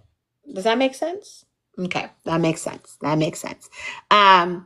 If they're not into it, don't let them lose momentum. Exactly. If they're into it, don't let them lose momentum. Don't let you lose momentum, because that's really part of the test too. A lot of things, and it's shifted a little bit, so the tests are different now, but a lot of times in entertainment, the reason why there's like corruption and like over persuasive, suggestive things happening is because people want to know that you want it. And so there's like these sort of built-in tests to see if you want it. Like, can you get here in 5 minutes? Can you get to the studio by this afternoon to sit on the set so we can have a meeting? And then you get there and I'm not even there and we don't have a meeting, but I needed you to get there, right? So there's a lot of stuff like that happens. But it's a lot of people just want to know that you want it. You really want it. And why you over somebody else. Because here's a little inside secret. You don't have to be a good writer to be in a writer's room. You don't. It helps. And in an ideal world, everyone is an amazing writer. But the way the formulas are set up and the way the writer's room is a group effort when it comes to TV, it is okay for you not to be the strongest writer. But if you are the personality hire, it's okay. If you are someone who is good at punching up jokes, that is great. If you are someone that is quick and witty, a lot of times for me, like, I'm a great writer, but I'm also, I have like my humor is a little bit, it fluctuates between like dry, smart East Coast humor and like British humor almost, to like slapstick, right? So I fluctuate between those two things. And sometimes in a writer's room, they just want someone who has that like wit that can add and punch things up, or they want someone who everyone has all that wit and they want someone who can give us a little slapstick, right? So sometimes you don't have to even be a great writer. So don't overthink it. Do your best, get it out there and make yourself available, because whoever wants it is who gets it. Okay. Let's see. Let me catch up with some of these. It's hard, but you got it. Okay. Thank you. Also, the script is done and the pitch that needs to be tweaked a little bit. Okay. To writing the pilot script. I know. Be ready so you don't have to get ready. Thank you, Lady Soldier. Stay ready. Damn, I've been missing screenwriting. Steph. Sounds like the army. Is it possible to find an artist to illustrate for a storyboard, a pitch deck, and also animate? I don't know, Alicia. I know you use Fiverr a lot, so you know like what you can do on Fiverr. But I think it's just weeding out who's the best for that. Because on Fiverr, there are people who are animators. People have done really big jobs. There was a guy, this is a while ago, so I don't know if he's still there, but I needed an animated commercial. And I went to Fiverr because it was just something for like some digital thing I was working on. And I went to Fiverr and this guy was like wait, was it? No, it was voiceover. Sorry, it wasn't animation. It was voiceover. This guy did voiceover, and his resume was so extensive. And I went to his IMDb, and he's like a professional, like gets paid tens of thousands of dollars, but he has fun doing it on Fiverr. So he like charges people like $20. So you can find that sometimes. So I don't know. It's just a matter of like weeding through it.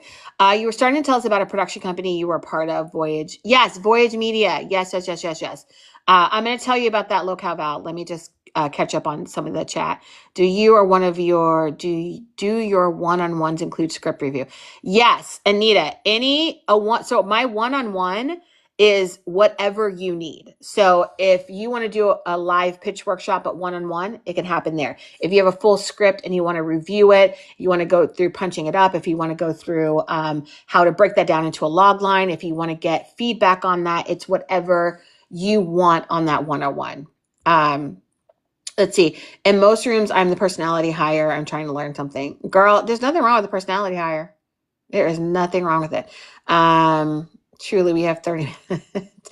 Hearing this makes me feel better. With a TV script, how many episodes should you have? You can just have the pilot episode, but you need to like have a synopsis for each episode. If you think it's an 8 series, limited series, that's 8 episodes, have an overview for all episodes, because the whole, not per episode, but the season needs to have an overview, which we'll talk about how to do that on your slide deck. Tap the screen, guys. Let's get 20 likes. Look at y'all, Nash. I love it. I'd be giving you a hard time, Nash, but I do appreciate you, obviously.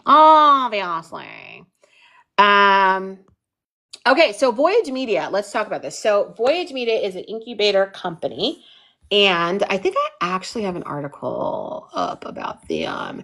And what Voyage Media does is they are so Voyage Media, they're an incubator company, which means they are not a production company. They bring together producers, writers, networks, and people who want to meet and be in those spaces, right? So if you have a pitch idea, what we do on the live pitch workshop, I do that for Voyage Media. So they will call me and say they have someone who wants to sit down and go over their idea. So I sit down and I flesh out their idea with them. I tell them their next steps, how to build a pitch deck, what that should look like. And then I tell them, like, if they want to take it from this idea to on screen, here are like the 5 steps you need to do. And they're usually big, heavy lifts, right? Because to go from an idea to on screen, there's some pretty big things you have to do. So I do that for on behalf of Voyage Media, right? So what usually happens is I get on, I do the call, we go over their pitch, I get them situated, they know what their next steps are, and then they go on to work with Voyage Media on the plan that I set out for them, right? So we do like a plan. What I have the option to do is, if there's a pitch that I like, if there's a pitch or an idea that I want to develop, I can come on as a development producer for that project and help push it through. And then I take that project and I get to pitch it to the people that I think could do it. So let's say I get an idea and I think Spring Hill Media would be great for it. LeBron James' production company. Then I can take that idea and walk it into the door. The reason why I like doing that with an incubator company is because they pay me for those interactions, as opposed to me doing it on my own dime and then having to like pay myself back once the deal goes through. So Voyage Media, for me as a producer, I absolutely love it because I get to pick which projects, if there's any projects I want to do. And what I was telling you guys is the opportunity has finally come where there is a concept that I'm in love with and I am working with them, and I just signed on to develop their project. And I'm so excited about it. I've already lined up some people to like do the pitch with. We're working on the treatment. We're building out the script. Like, I'm super excited about this concept. And I wish I could tell you guys what it is, but I'm just really excited about it. And I'm like, yay, I'm super excited. And I hope to do, so what Voyage Media does is what I hope to do with my production company once I get a little bit more established. So when I'm listening to you guys' pitches and I'm like, oh my God, I love it. just know if I were a little bit further along, I would be doing the same thing with you. I would be walking you in the door to places, calling all of my contacts and saying, hey, I have this idea. This person's great. They have this, they have that. And I would love to be able to do that. Voyage Media allows me to do that, gives me the ability to do that. Here comes another Emmy. I know. I'm so excited about it because should one episode be 1 minute per page with 30 pages?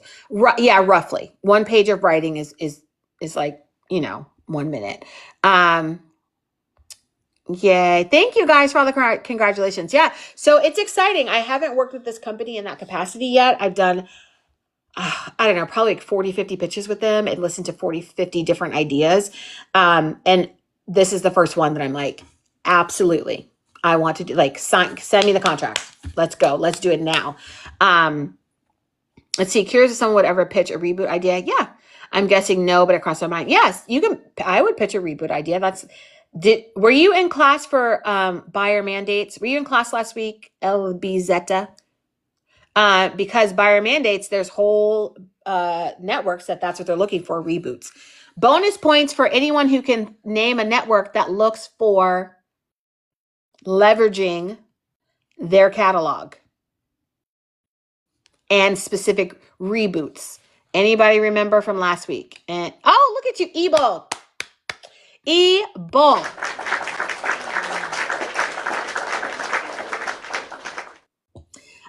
Okay, where can you catch up on classes? Mika J. Woods, the Hungry Poet. Who wants to yell at Mika?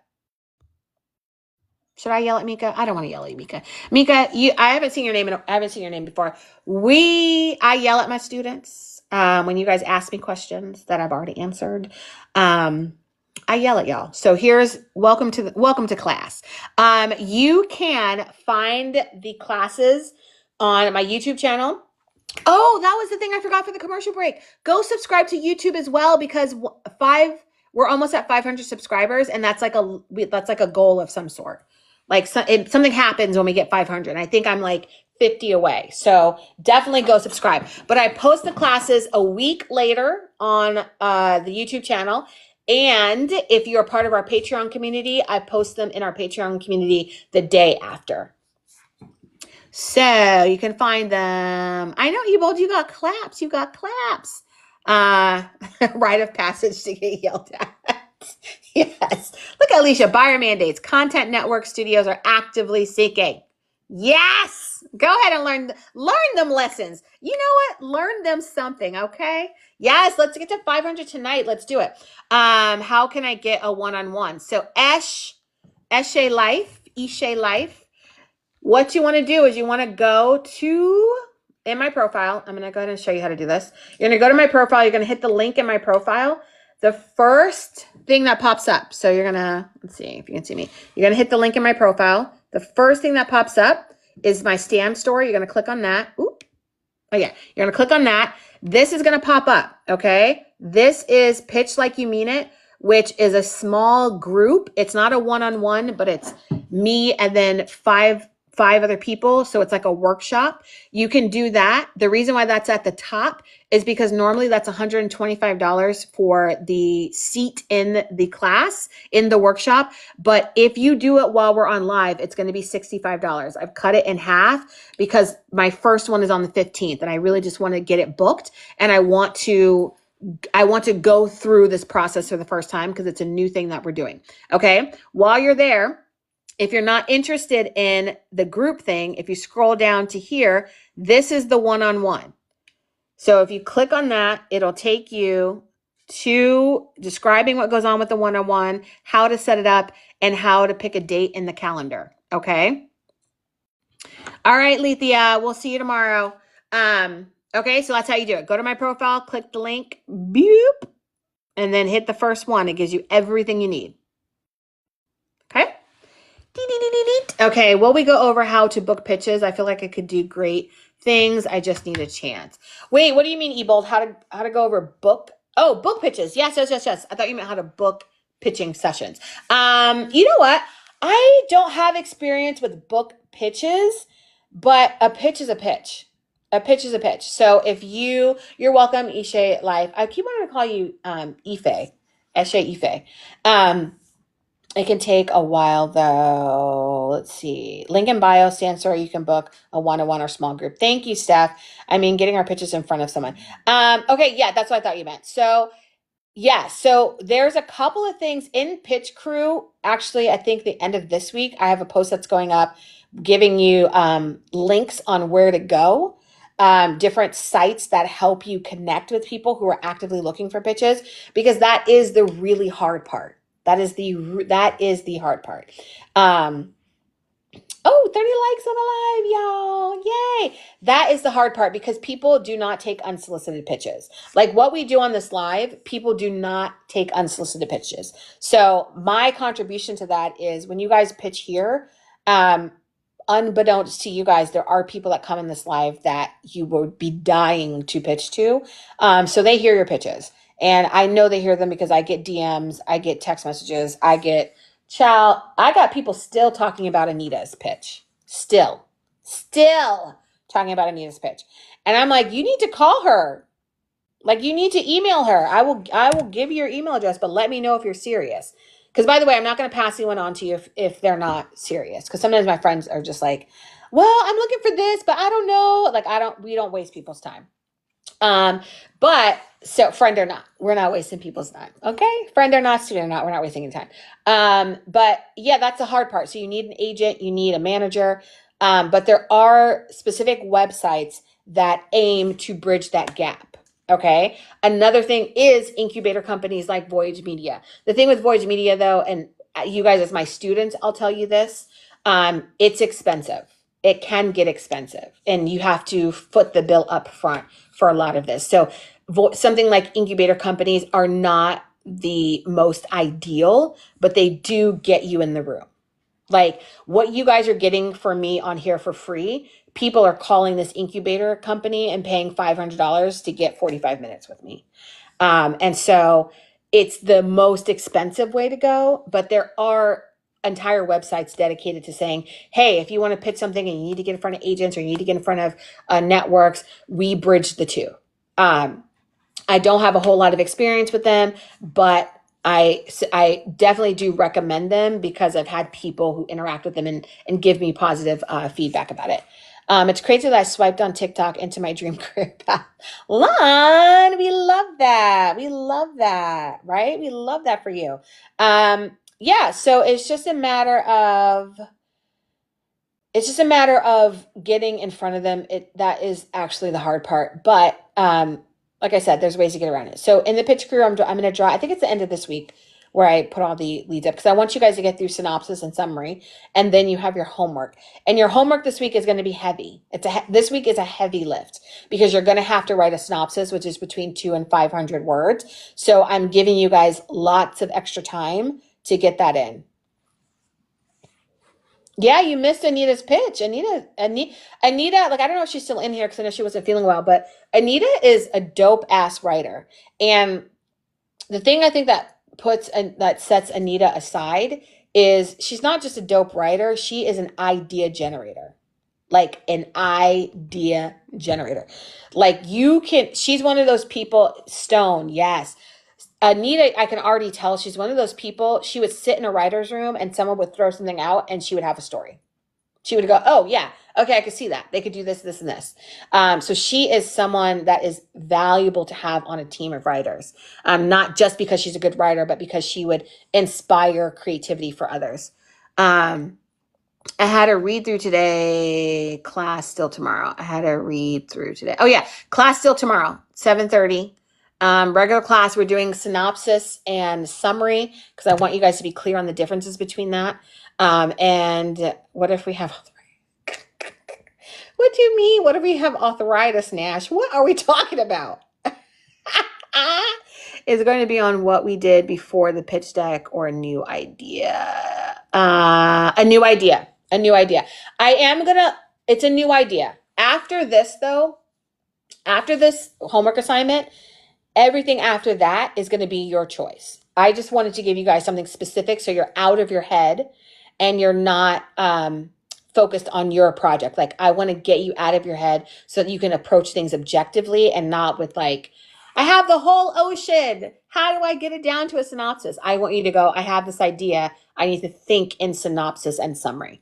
Zuri, no, it is not too late to join. Zuri, if this is your first time coming on our live, our classes are normally Tuesday, Wednesday. Go to the link in my bio, join our Patreon. You'll get all the information there. You can sign up on my email list. You'll get some information there. But Patreon and YouTube are where you need to go first. The God sister, you got it in a cup. Yes, yes, yes, yes, yes. I cannot wait. Anita be ducking compliments. Is Anita still in here? Because she does. She ducks them. She ducks those compliments. The ocean is in a cup. I love it. I love it. I love it. Oh, I'm excited to read it. I'm excited to. That, you guys, that's why I came up with the pitch crew idea, because I do want to be able to spend more time with you guys going over your stuff. Sue, can I hear about this tea with Keith Lee? I just saw it on YouTube. You haven't watched the video. Girl, Sue, you are 2 years too late, honey. 2 years too late. That was 2 years ago. And also, I think we did talk about it on one of the lives once. You might have answered this, but are we still doing live pitch decks here on here? Yes, we do we do a live pitch workshop on Sundays, but in regards to your homework from week 1, we're not doing those on live anymore. I might pull 1 or 2 of them up maybe in between class, but last week we did 5 on Sunday, 5 on Tuesday, and 3 on Wednesday. So we got pretty up there. The tea is always brewing. Yes, Sue. We went over this, but I will say this, that tea is that actual drama. 2 really great things came from that. 1, being the villain on the internet really changed how I approach celebrities when I interview them and when I sit down and talk to them. Because there are people who completely made up things about me that had no basis of any truth whatsoever. And it was like so bizarre to watch it. Like, I'm now an outsider watching someone talk about me, but it's not me. Like, it was a weird thing. So a lot of my friends who are actors and in the industry were like, yeah, this is what happens. And you can choose to fight it if you want, or you can just keep it moving. Like, let the people think what the people want to think. So that came out of that. But then also this whole concept of doing the live pitch workshop also came from that. Like, it also came from that, because I realized the confusion in that drama is that people don't actually understand how pitching works and how coming up with ideas work. So when I said someone stole my idea, when I said that, I meant somebody that I was locked into a contract with and we were shopping it around. But I think what the average person who isn't aware of what producers mean by that, they thought I threw out an idea like I do with you guys almost every live. I'm like, ooh, this would be a good idea. They thought I meant they stole that from me.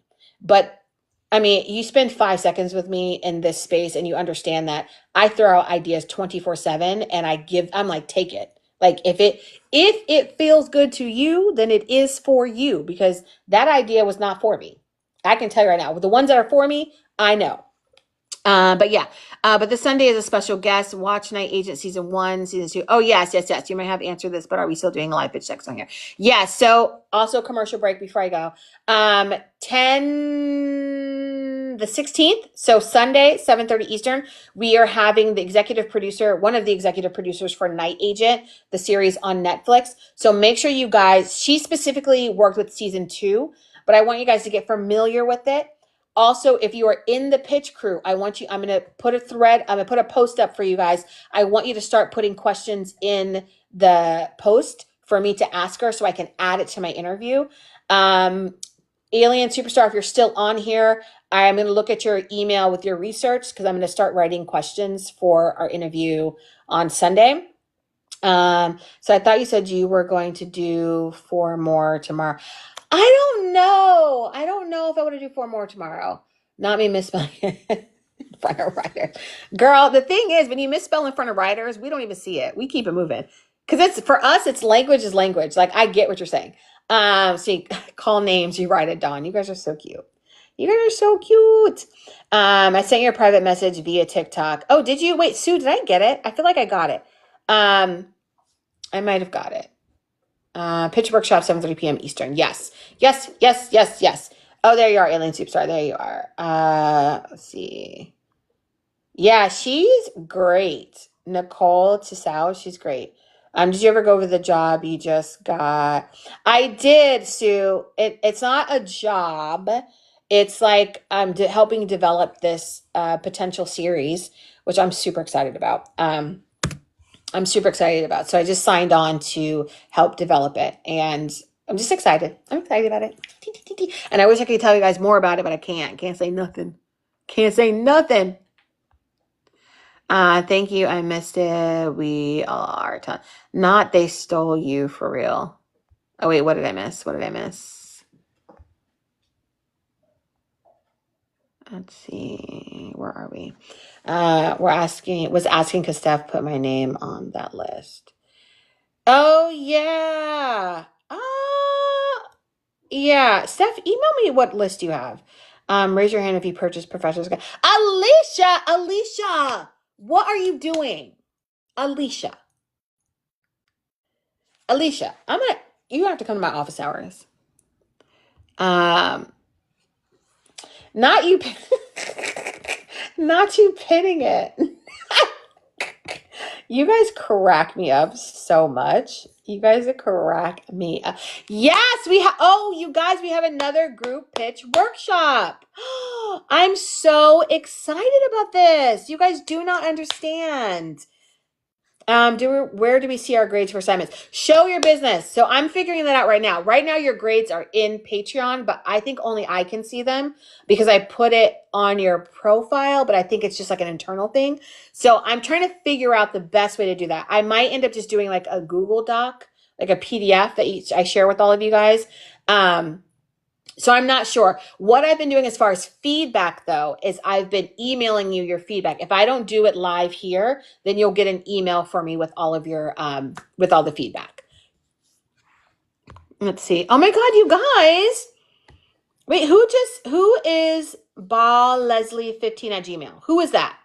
Who is that? Show yourself. Show yourself. Because I only know people's TikTok handles. So when I have your real names, I have no idea. Oh, Leslie, duh. That makes sense. That actually makes sense. Like, that's actually obvious. I just didn't know. Anita, your first F? When did you get an F, Anita? When did you get an F? Because your homework assignment, I didn't see it. So if something pops in the chat, then that's the first time I'll be seeing your assignment, okay? That's the first time I'll be seeing her. Yes, I love it. Leslie, we are going to have fun. I'm so excited. What assignment, Anita? I see nothing. If something magically pops up in the chat some point this week, I mean, that'll be the first time I'm seeing your assignment, okay? The fact that Anita was in here and was seriously just avoiding compliments. Because, first of all, I be coming on strong, though. So in Anita's defense, I be coming on strong. I'd be like, Anita's the best writer in the universe. So I would dodge me, too. Your F was for fabulous. Uh-huh. Oh, my elephant tattoo, girl. You missed the story about that. Show your business. I told the whole drunk story about this. Yay, did my homework today. I know, Tiffany, you were late. And yeah, I was not in here, I promise. Well, I was talking you up, Anita, okay? I was talking you up, and you missed it. And we not going back. That's what we not finna do. Okay, so you guys, I'm so excited. I actually am.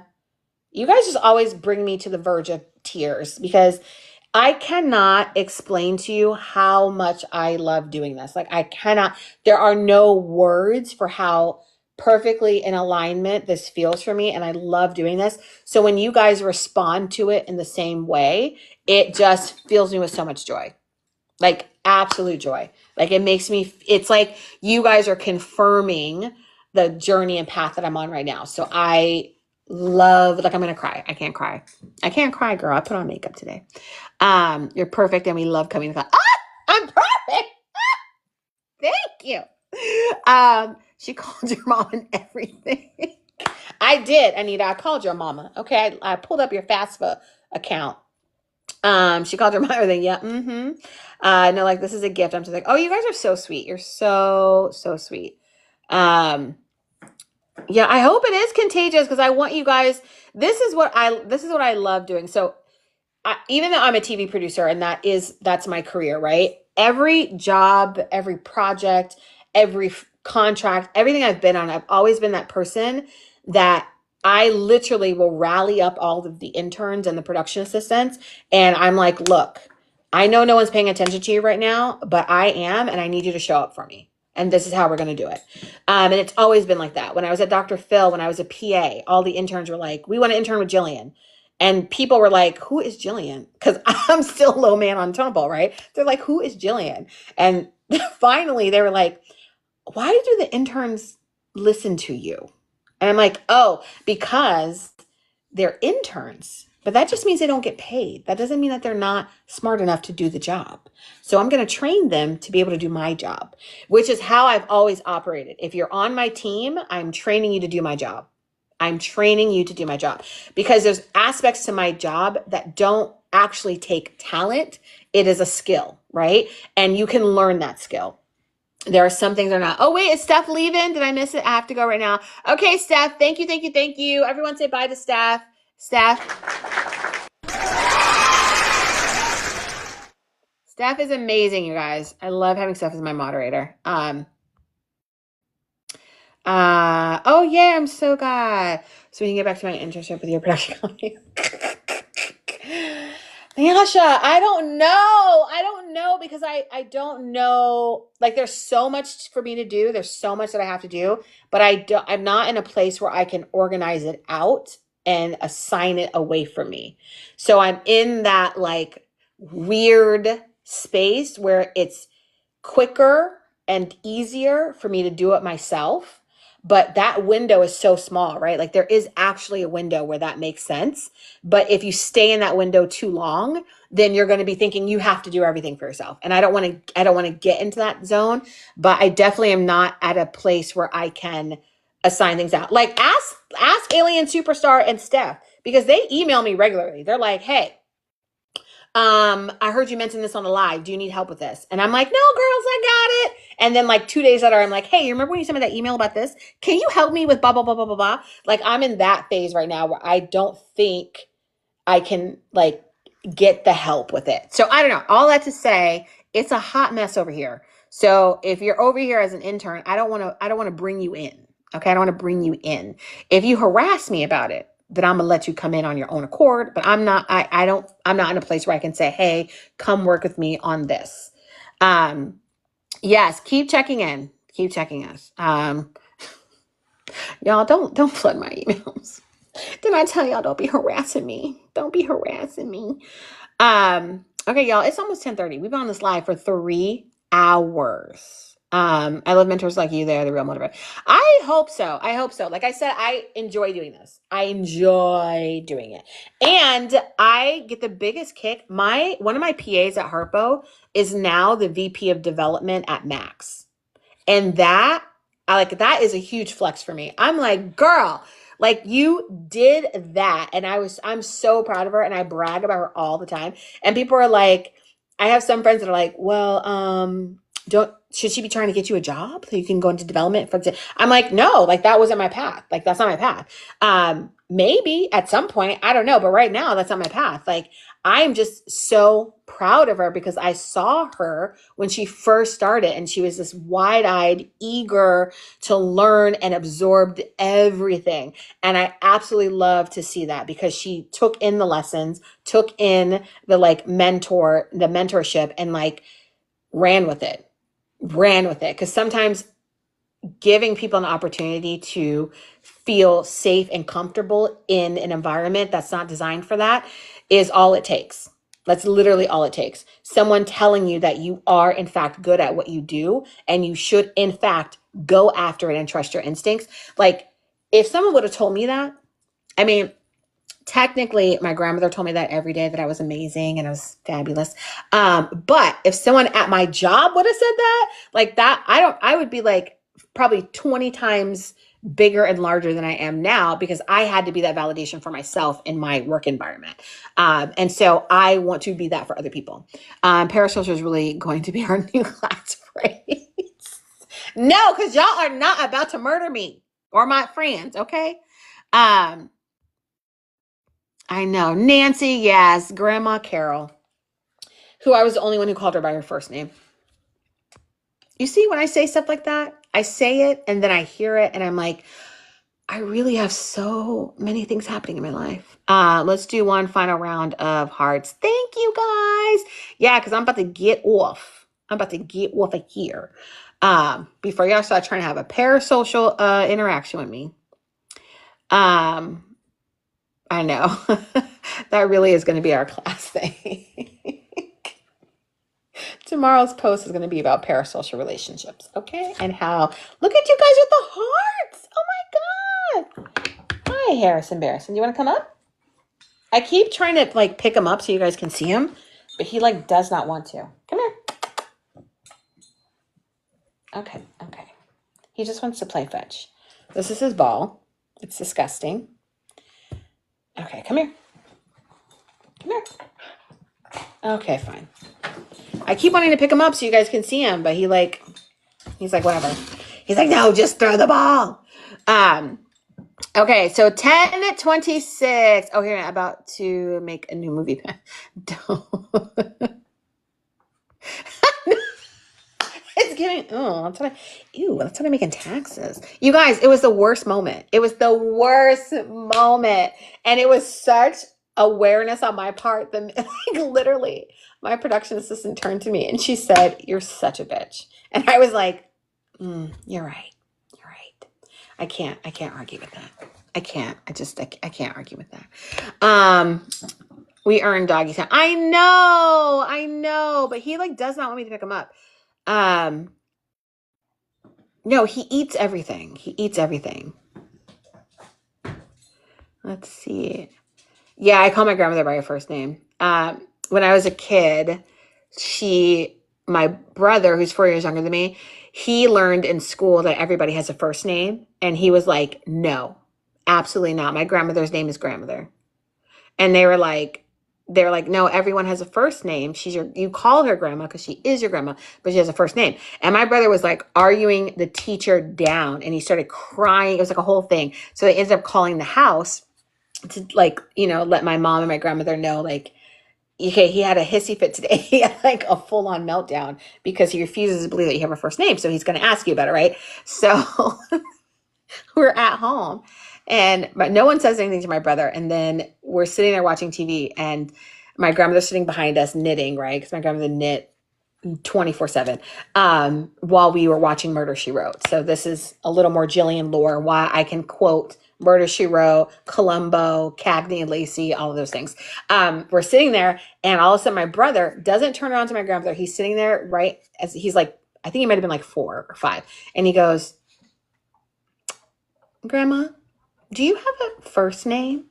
And so my grandmother already had a heads up. And so she goes, "Yes, I do." And he was like, "Isn't it Grandma?" And she was like, "No." And he's all, "What is your first name?" And she's all, "It's Carol." And he was like, "Oh." And so he goes, wait, probably like 5 minutes go by. And then he goes, "Carol, may I have some water, please?" And she like almost did a spit take. And she was like, "Go ahead, you can go ahead and get some water." And then it was just the funniest thing. So he just started calling her Carol. So then I started calling her Carol. So like we just started calling her Carol. And then her name is Carol Lee, but I call her Carol Ann from Poltergeist because I used to always go, "Carol Ann," from Poltergeist when they are calling her name through the screen. So I call my grandmother by her first name. Whenever I do it, Black people especially are like, "Oh, not you calling your grandma by her first name."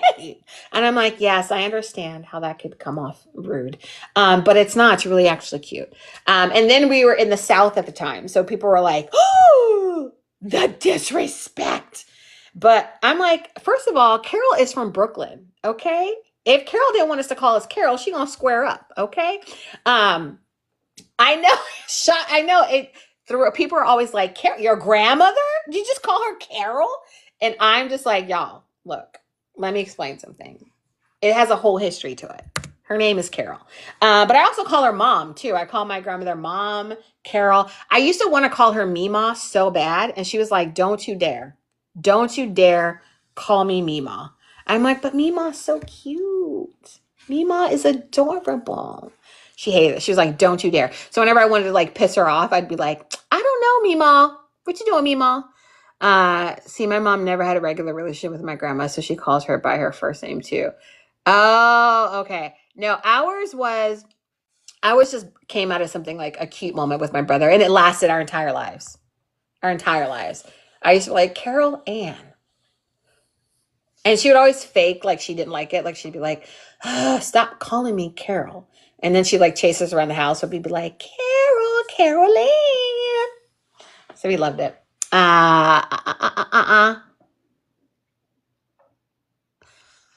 Wait, what is happening? Wait, what are we doing? Oh, not a nickname you got from Arthur. That's so funny. That's so funny. All right, oh, the paper that says Stan Store behind her. Where is Stan Store? Oh, yeah. You know what that is? Do you know what that is behind me? So I don't know, Alicia might know this. Alicia and Anita might remember this. So before we were Hillman Talk, I was just getting on live every day. I was like, I'm gonna get on live every day for 14 days straight. And I have another like ebook. I would classify this as an ebook as opposed to a guide. But the ebook I wrote 2 years ago, and it's a really great introductory. Like if you just are not taking the class at all and you just want to know about pitching and how to get started, how to get your ideas. That is an ebook called Shape Your Idea into a TV Pitch. And that one, I had the goal. I was like, I'm going to go live 14 days. And I have no goal outside of that. I just want to get comfortable being on live. But while I was on live, I was like, oh, maybe I should set another goal. And so the goal was to sell 100 downloads of my ebook.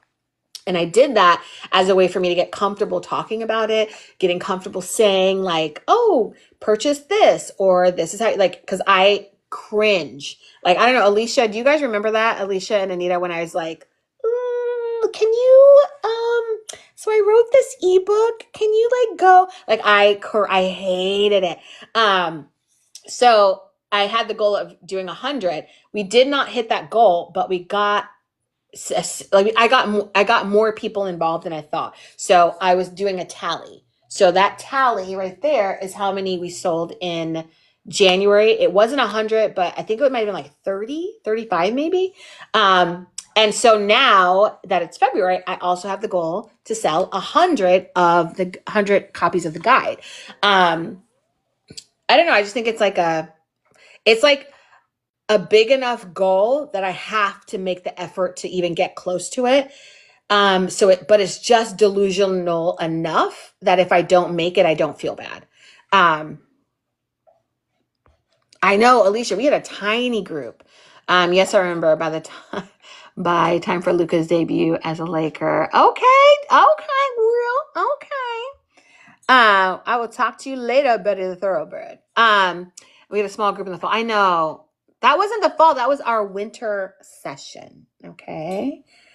Social experiment. We'll report back tomorrow. Yesterday's price ain't today's price. That's what I'm talking about. Because that guide, I started selling that at like $16. Maybe. I think it was like for you guys for our winter session. Just because I really just want to get comfortable. Because the thing I'm comfortable asking investors. I'm comfortable asking networks. I'm comfortable with the ask in the space where you are expected to ask, right? I'm so comfortable with that. Like the way I can turn to someone and say I need $10,000 should be studied. Should be studied. The quickness in which I can say, oh, that'll be 2,500. Thank you. Yes, if you want to sponsor this episode, that'll be 15,000. Thank you. The way in which I can call up a brand and be like, hey, so I don't want to do a trade out. Here's what I would like to do. Like I can do that, right? When it comes to getting on here and saying, hey guys, here's some information I'm going to give you. Do you mind purchasing that information? I can't. I freeze. I can't do it. Harrison, what are you eating? Is that your ball? Okay, do you? Do you, Harrison? Do you? Good night, Alicia. No, Lon, we're talking about it's like this duality where I can walk into a room with advertisers, sponsors, marketing people, networks, producers. I can literally walk in that room and be like, give me the money. Like, here's what I'm going to give you. This is what you're going to give me in exchange. No problem. I don't even bat an eye. Like, someone's like, how much you need? 10,000. How much you need? 15,000. Like, don't even bat an eye. But when it comes to going like, can you guys buy my book for $5? I can't do it. I can't, I like can't do it. So I set the goal so that I would get comfortable doing that, because when I'm talking to you guys about, the guidebook, when I'm talking to you guys about Patreon, when I'm talking to you guys about like the monetizing part of this, it's also just a mini pitch. And it's an area of pitching that I realize I'm not 100% comfortable in, or I have a different comfort level than I do when it's like big money. When it's big money, I have no problem. I talked a job into buying me a car once. Like, they didn't say like, Jillian, here's your car, keep it forever. But they were going to rent a car for me. And I was like, you're going to rent a car for me for 3 months? You might as well just buy me a new one. And they're like, what? And I was like, yeah, it's like after 3 months, you're spending about 15,000. You might as well just get a new car and let me be the first to drive it. No problem. No problem. No problem. When I went to go work for Oprah, I lived in LA and I moved to Chicago. They were like, oh, we're not doing relocation fees. I was like, oh, that's so funny. That's so funny. Because what we are going to do is relocation fees. I don't care what you're telling everybody else. This is what you're doing for me. And they did. I had no problem. I didn't even bat an eye. Oh, let me tell you the story. Okay, so I don't know if any of my Dr. Phil people are in here. I'm like trying to do a quick scan to see. But there's like this notorious like urban legend story about me, because in 2008 or 2009, whenever like the like crash happened, people had to get tight with the budgets in TV, right? So every year when you worked at Dr. Phil, he gave you a automatic increase, like a percentage. It's a standard of living increase, right? So I always negotiated that. I don't think people didn't know you could negotiate that. And I was like, if you put a number in front of me, I'm going to ask for more. Like, I'm going to ask for more. So at the time, I think it was like a 5% increase, I think. I don't know, but anyways, I negotiated mine to like 7 or 8. I was like 2 or 3% higher than everybody else. And I remember talking to other production assistants, and they were like, wait, you can negotiate that? I was like, yeah. Like, why wouldn't you? And they're like, what? Who? Like, what? And I was like, anyways, if it's a number, I'm asking for more. So anyways, so my percentage increase was always a little bit higher. Well, this year, I wasn't a production assistant. I was an associate producer. And at this point, they sent an email around saying, hey, guys, we can't do we're about to go into contract negotiations with everyone, but we just want to let you know that we cannot do an increase or give anybody more money because, with the market crashing, we have to tighten the purse strings. And so they sent this memo around, and everybody else, every normal human being went, oh man, we're not getting raises this year. And I was like, oh yeah. Do you know what I did? Do you know what my first thought was? My whole first thought was, oh, so if no one's getting a raise, then they can afford to give me one. That literally was my first thought. And so I went in and negotiated a raise after they sent that memo out. And that was my number one point. I was like, look, you have 300 people on staff that you would have been given each of them anywhere between 5 and 7% increase or whatever they negotiated. Now that's freed up. That's $0 out of your pocket. You can afford to give me a 10% increase. And that's still significantly less than what you gave out last year. And the executive in charge turned to me. He said, I think the sheer audacity, he was like, you know what? And he was like, you know what? I'm going to have to run this by Phil. And I think he said it because he wanted to like embarrass me. Like, I think he was kind of like, okay, we're going to run it by Phil, but it's not going to do anything. And I think in his mind, it was like, a haha, I'm going to go talk to him and he's going to like tell you, how dare you, right? But he went to Phil and Phil was like, exactly, Lon. Phil was like, you know what? Hell yeah. He calls me into his office and he goes, hey, we're going to give you the raise. And I was like, thank you. And he's like, no, calm down. He's like, you cannot say anything to anyone. And I was like, ooh, I don't like secrets. I don't like secrets. And he was just like, you're not saying anything to anyone. I was like, okay, fine. I'll say nothing, right? So I said nothing. I said nothing. And then like a year later, one of the newer like production assistants were like, hey, wait, aren't you the girl who like negotiates? She's like, no, she goes, aren't you the highest paid AP here, associate producer here? And I was like, what? I was like, what do you mean? She's like, you're the highest paid associate producer here. Everyone knows that. And I was like, knows what? Like, how do people know how much I make? Like, I literally don't talk to anyone. And she was like, no, because you negotiated that raise last year. And I was like, what? How does anyone know about that? But apparently the EIC was so like tickled by this and was so impressed by that. Like he kept talking about it. So I never said anything, but he kept telling the story. Like whenever he was like out drinking, he'd be like, yeah. And this girl, she negotiated a raise when we told her no raises and her lot. Like he was telling everybody about it. And so it just became like this, like I never confirmed or denied it while I was there, but it was like, it became like an urban legend. Like I didn't realize I was the highest paid there, but I know that I negotiate all the time. And I know everyone around me didn't know you can negotiate. So I was like, you guys, you can negotiate. Like you can negotiate anything. Like I will negotiate my rent. Like if I, the apartment I'm in now, they're like, here's X amount of dollars. And I was like, ooh, you know what? I really like that studio, but the studio doesn't have a washer dryer in it. And I really want the washer dryer in it, but I don't want to pay all that big of a difference for this. So I literally looked up how much the washer dryer cost. And if I financed it, how much it would cost each month. And I went to them, I said, hey, I think the difference is this. So I would like to pay this for rent. And they were like, what? And I was like, I would like to pay this for rent. And they were like, you know what? Sure. I was like, thank you. I'll take it. No, I don't, but Tony, it's not even like, I don't think I have the skill to do it. I just have sheer audacity. Like I literally just am like, if you put something in front of me to sign and it's a number and you want me to agree to it, I feel like you already started the negotiation. I feel like you literally opened the door for negotiation, not me. You said, hey, sign this contract that says this amount of money is going to be exchanged. This amount of time is going to be exchanged. This percentage of this is going to be exchanged. Like that's a negotiation. So I can either accept it or give you something back. You know what I'm saying? We could start the conversation. My landlord called and said, I can't stop paying.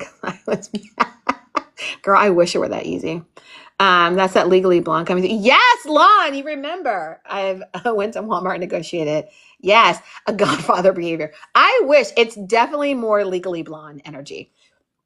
Definitely more like it's always what? Like that's hard. Like that's the energy every single time. Every single time. Like right now, my gym, my sister wants to join my gym. So I'm like, they sent me this email that was like, oh, add a family member to your gym account. And the coupon expires in like it was like on the 9th, like it expired like over the weekend. And I was like, oh no, we don't have time to come in this weekend. So here's what's going to happen. You're going to extend this for me so I can get in there on Wednesday. And while you're at it, we're going to drop that price down a little bit more. I'm just going to drop it down a little bit more. A little bit more. And they were like, what? I was like, because here's the truth. I want to add my sister. I don't want to pay for her. She's going to pay for herself. But she's a single mom with 3 kids. Mind you, my sister is a molecular biologist who does very well for herself. But they don't need to know that. I was like, yeah, she's a single mom with 3 kids. And she like, she needs to get fit. So I would like her in here.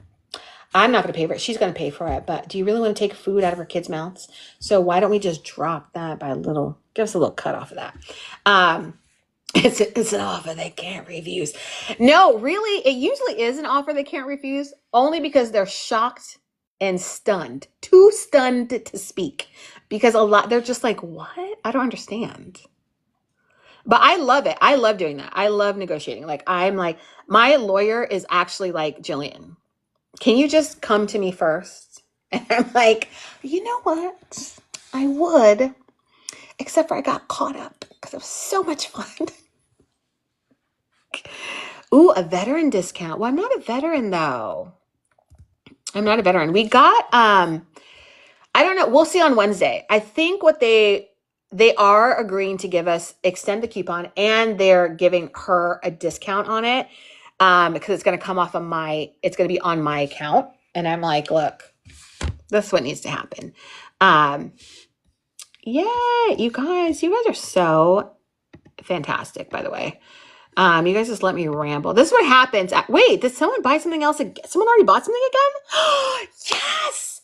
You guys, the group pitch workshops. I'm so excited. I'm so excited. I started building some like documents for it, and I'm just so excited. So I love. Oh, I don't know if I made this clear. Negotiating is how I got Spectrum Internet bill from 792. Yep. You just got, everything is negotiable. And I think as long as it's not, this is my only tip that I give everybody when it comes to negotiation. And if you've been on my live, you've heard this before. Here's the only thing you need to keep in mind at the forefront of your brain when you're negotiating. No one is ever paying you your worth. You are priceless. There's no dollar amount that equals your worth. So take that out of the equation. And once you take that out of the equation, it's not personal. You have a skill set, right? And when it comes to work, you have a skill set. That skill set has a going rate. You can take that going rate as a starting point, and you can say, hey, I actually exceed this by this much. Or, you know what? I'm not quite there. So if they offer me this, I'm okay with that. I'll push them to this, but if they only give me this, then it's fine. Okay. But it's a skill set. And if you understand the skill set and what the going rate for that is, it takes the personal out of everything. And then negotiating just becomes fun. And you always have to have the understanding that you want the job. A lot of people say, you got to be willing to walk away. You don't. You have to recognize that's a very Trump, by the way. That's Trump's mentality in his book, The Art of Making a Deal. That's how he approaches it. It's all or nothing. But a true good negotiation is when it's understood that you guys want the same thing. Like like when I get a contract for a job because they want to hire me, and their end goal is to hire me. My end goal is to be hired. So we have the same goal in mind. And if you know that you're negotiating in a partnership position as opposed to a dominance position, like I don't want to dominate over you. I don't want you to feel bad about giving me money. I want to feel good about working for you. So that's it. And the end result, it's not be willing to walk away. I think it's the opposite. Understand that this is a job that you want and you want to invest in it. And that's the energy you're going to bring to that role, right? Like I'm showing up because I want to be here. And I'm showing up because I'm giving you 100% of me. And that 100% skill set has this going rate. So I'm asking you for this. And sometimes you don't put it as a question. You don't put a question mark at the end of it. You just say, hey, this is my rate. This is what we'll start with. Thank you. Yeah, so I think the art of the deal, not a good way to go about it. Okay, that's why we have tariffs now. Okay, because there's no partnership in the goals. Let's see. First, we get paid on Friday, so we get a discount for the pitch crew on Friday. E-Bold. Okay, here's the thing. When we get off of this live, like literally when I turn this camera on, that thing is going back up to 125. It's going right back up to 125. Once I get on live tomorrow, which you guys hold me accountable in case I forget, the minute I go live tomorrow, it's going back down to 65. Same thing. I get off of that live, it's going back up. When I get on Wednesday, it'll go down. I will, depending on what the situation looks like on Thursday, I might just keep it up until Friday. Because here's the thing. The first workshop is Saturday. And that's the reason why I'm dropping the price, because I want you guys in seats on Saturday, because I'm so excited to do this. I just want to get through one of them to see like what it feels like, how you guys feel about it, what it looks like. So we'll see. Okay. Again, I word for the Lord. I got people. Please keep the $8. Do not spend that $8 on anything for me, okay? I need you to be able to eat from now until Friday, okay? So you don't worry about us over here, okay? What if I just want to join the live pitch without pitching? I just want to listen and learn. So here's the option for that. And, oh, that's what I was saying. I don't know if I made that clear for you guys.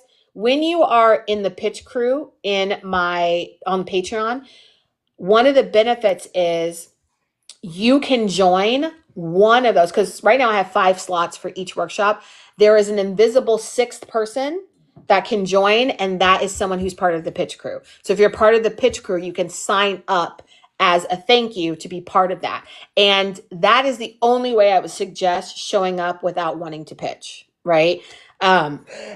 Because if you're going to pay the money, you might as well get what you need to get from it. You might as well show up. Even if it's just an idea and you don't know where to start, we can help you workshop that. So yeah, that is that. You guys are so fantastic, and you keep keeping me on live forever because you know I'm a yapper. Okay, you guys know I am a yapper, and you keep asking me questions, and then 20 hours go by. Okay, 20 hours go by. I signed up for March 1 to give me time to make my pitch. Yay, Leslie. I love it. I love it. I love it. I love it. I love it. I'm looking at you guys' homework. Okay. 11 chats. Y'all are busy. Not y'all coming in at last minute to do your homework. Well, I got to pretend like I don't see nothing. 45K. Whoa. I don't think, are we? Mine says 43.5. Like, what are you guys looking at? What are you guys looking at? Let's see. Patreon it's like oversimplified. I don't know, from my view of it, some things I don't understand. I'm figuring it all out. And also I appreciate you guys' patience as I'm figuring this out and building it up. And you guys are just sort of like, I feel like sometimes you guys are my therapy session where I'm like, guys, what do I do? How do I do this? And you guys are like, look, this is what you do, Professor. Like, thank you. Oh, but I think I might try to talk with Professor Shannon to see if we could do like a joint class. Maybe it's me just interviewing her for our live pitch workshop, so she can come on and like talk to you guys about the script aspect of things. And she does pitches, she does stuff like that too. So I wonder, maybe I don't know, maybe we could do like a crossover. Like we're Abbott Elementary, okay? Maybe we can do something like that. I don't know, but I will think on that, and then I'll try to reach out to her. But yeah, absolutely love her, and the way she is building it out is, I aspire to be that. So I want to talk to her anyway. How about you, Professor? What does that mean? How about me? What? Your first TikTok for this class was, we have to take these classes together. Yeah. Hello, you have to. It just makes sense, because I'm teaching you how to sell and pitch your concept, and she's telling you how to get the concept. Okay, so the crossover is in the process of me teaching you how to pitch and show what you have, is teaching you how to think in pitch deck style. What do you mean you missed the homework? Carmela, Antoine. Carmela, am I yelling at you? Am I yelling at you? I was joking about negotiating with someone for the $25 so I can get the book. Spooky Sarah.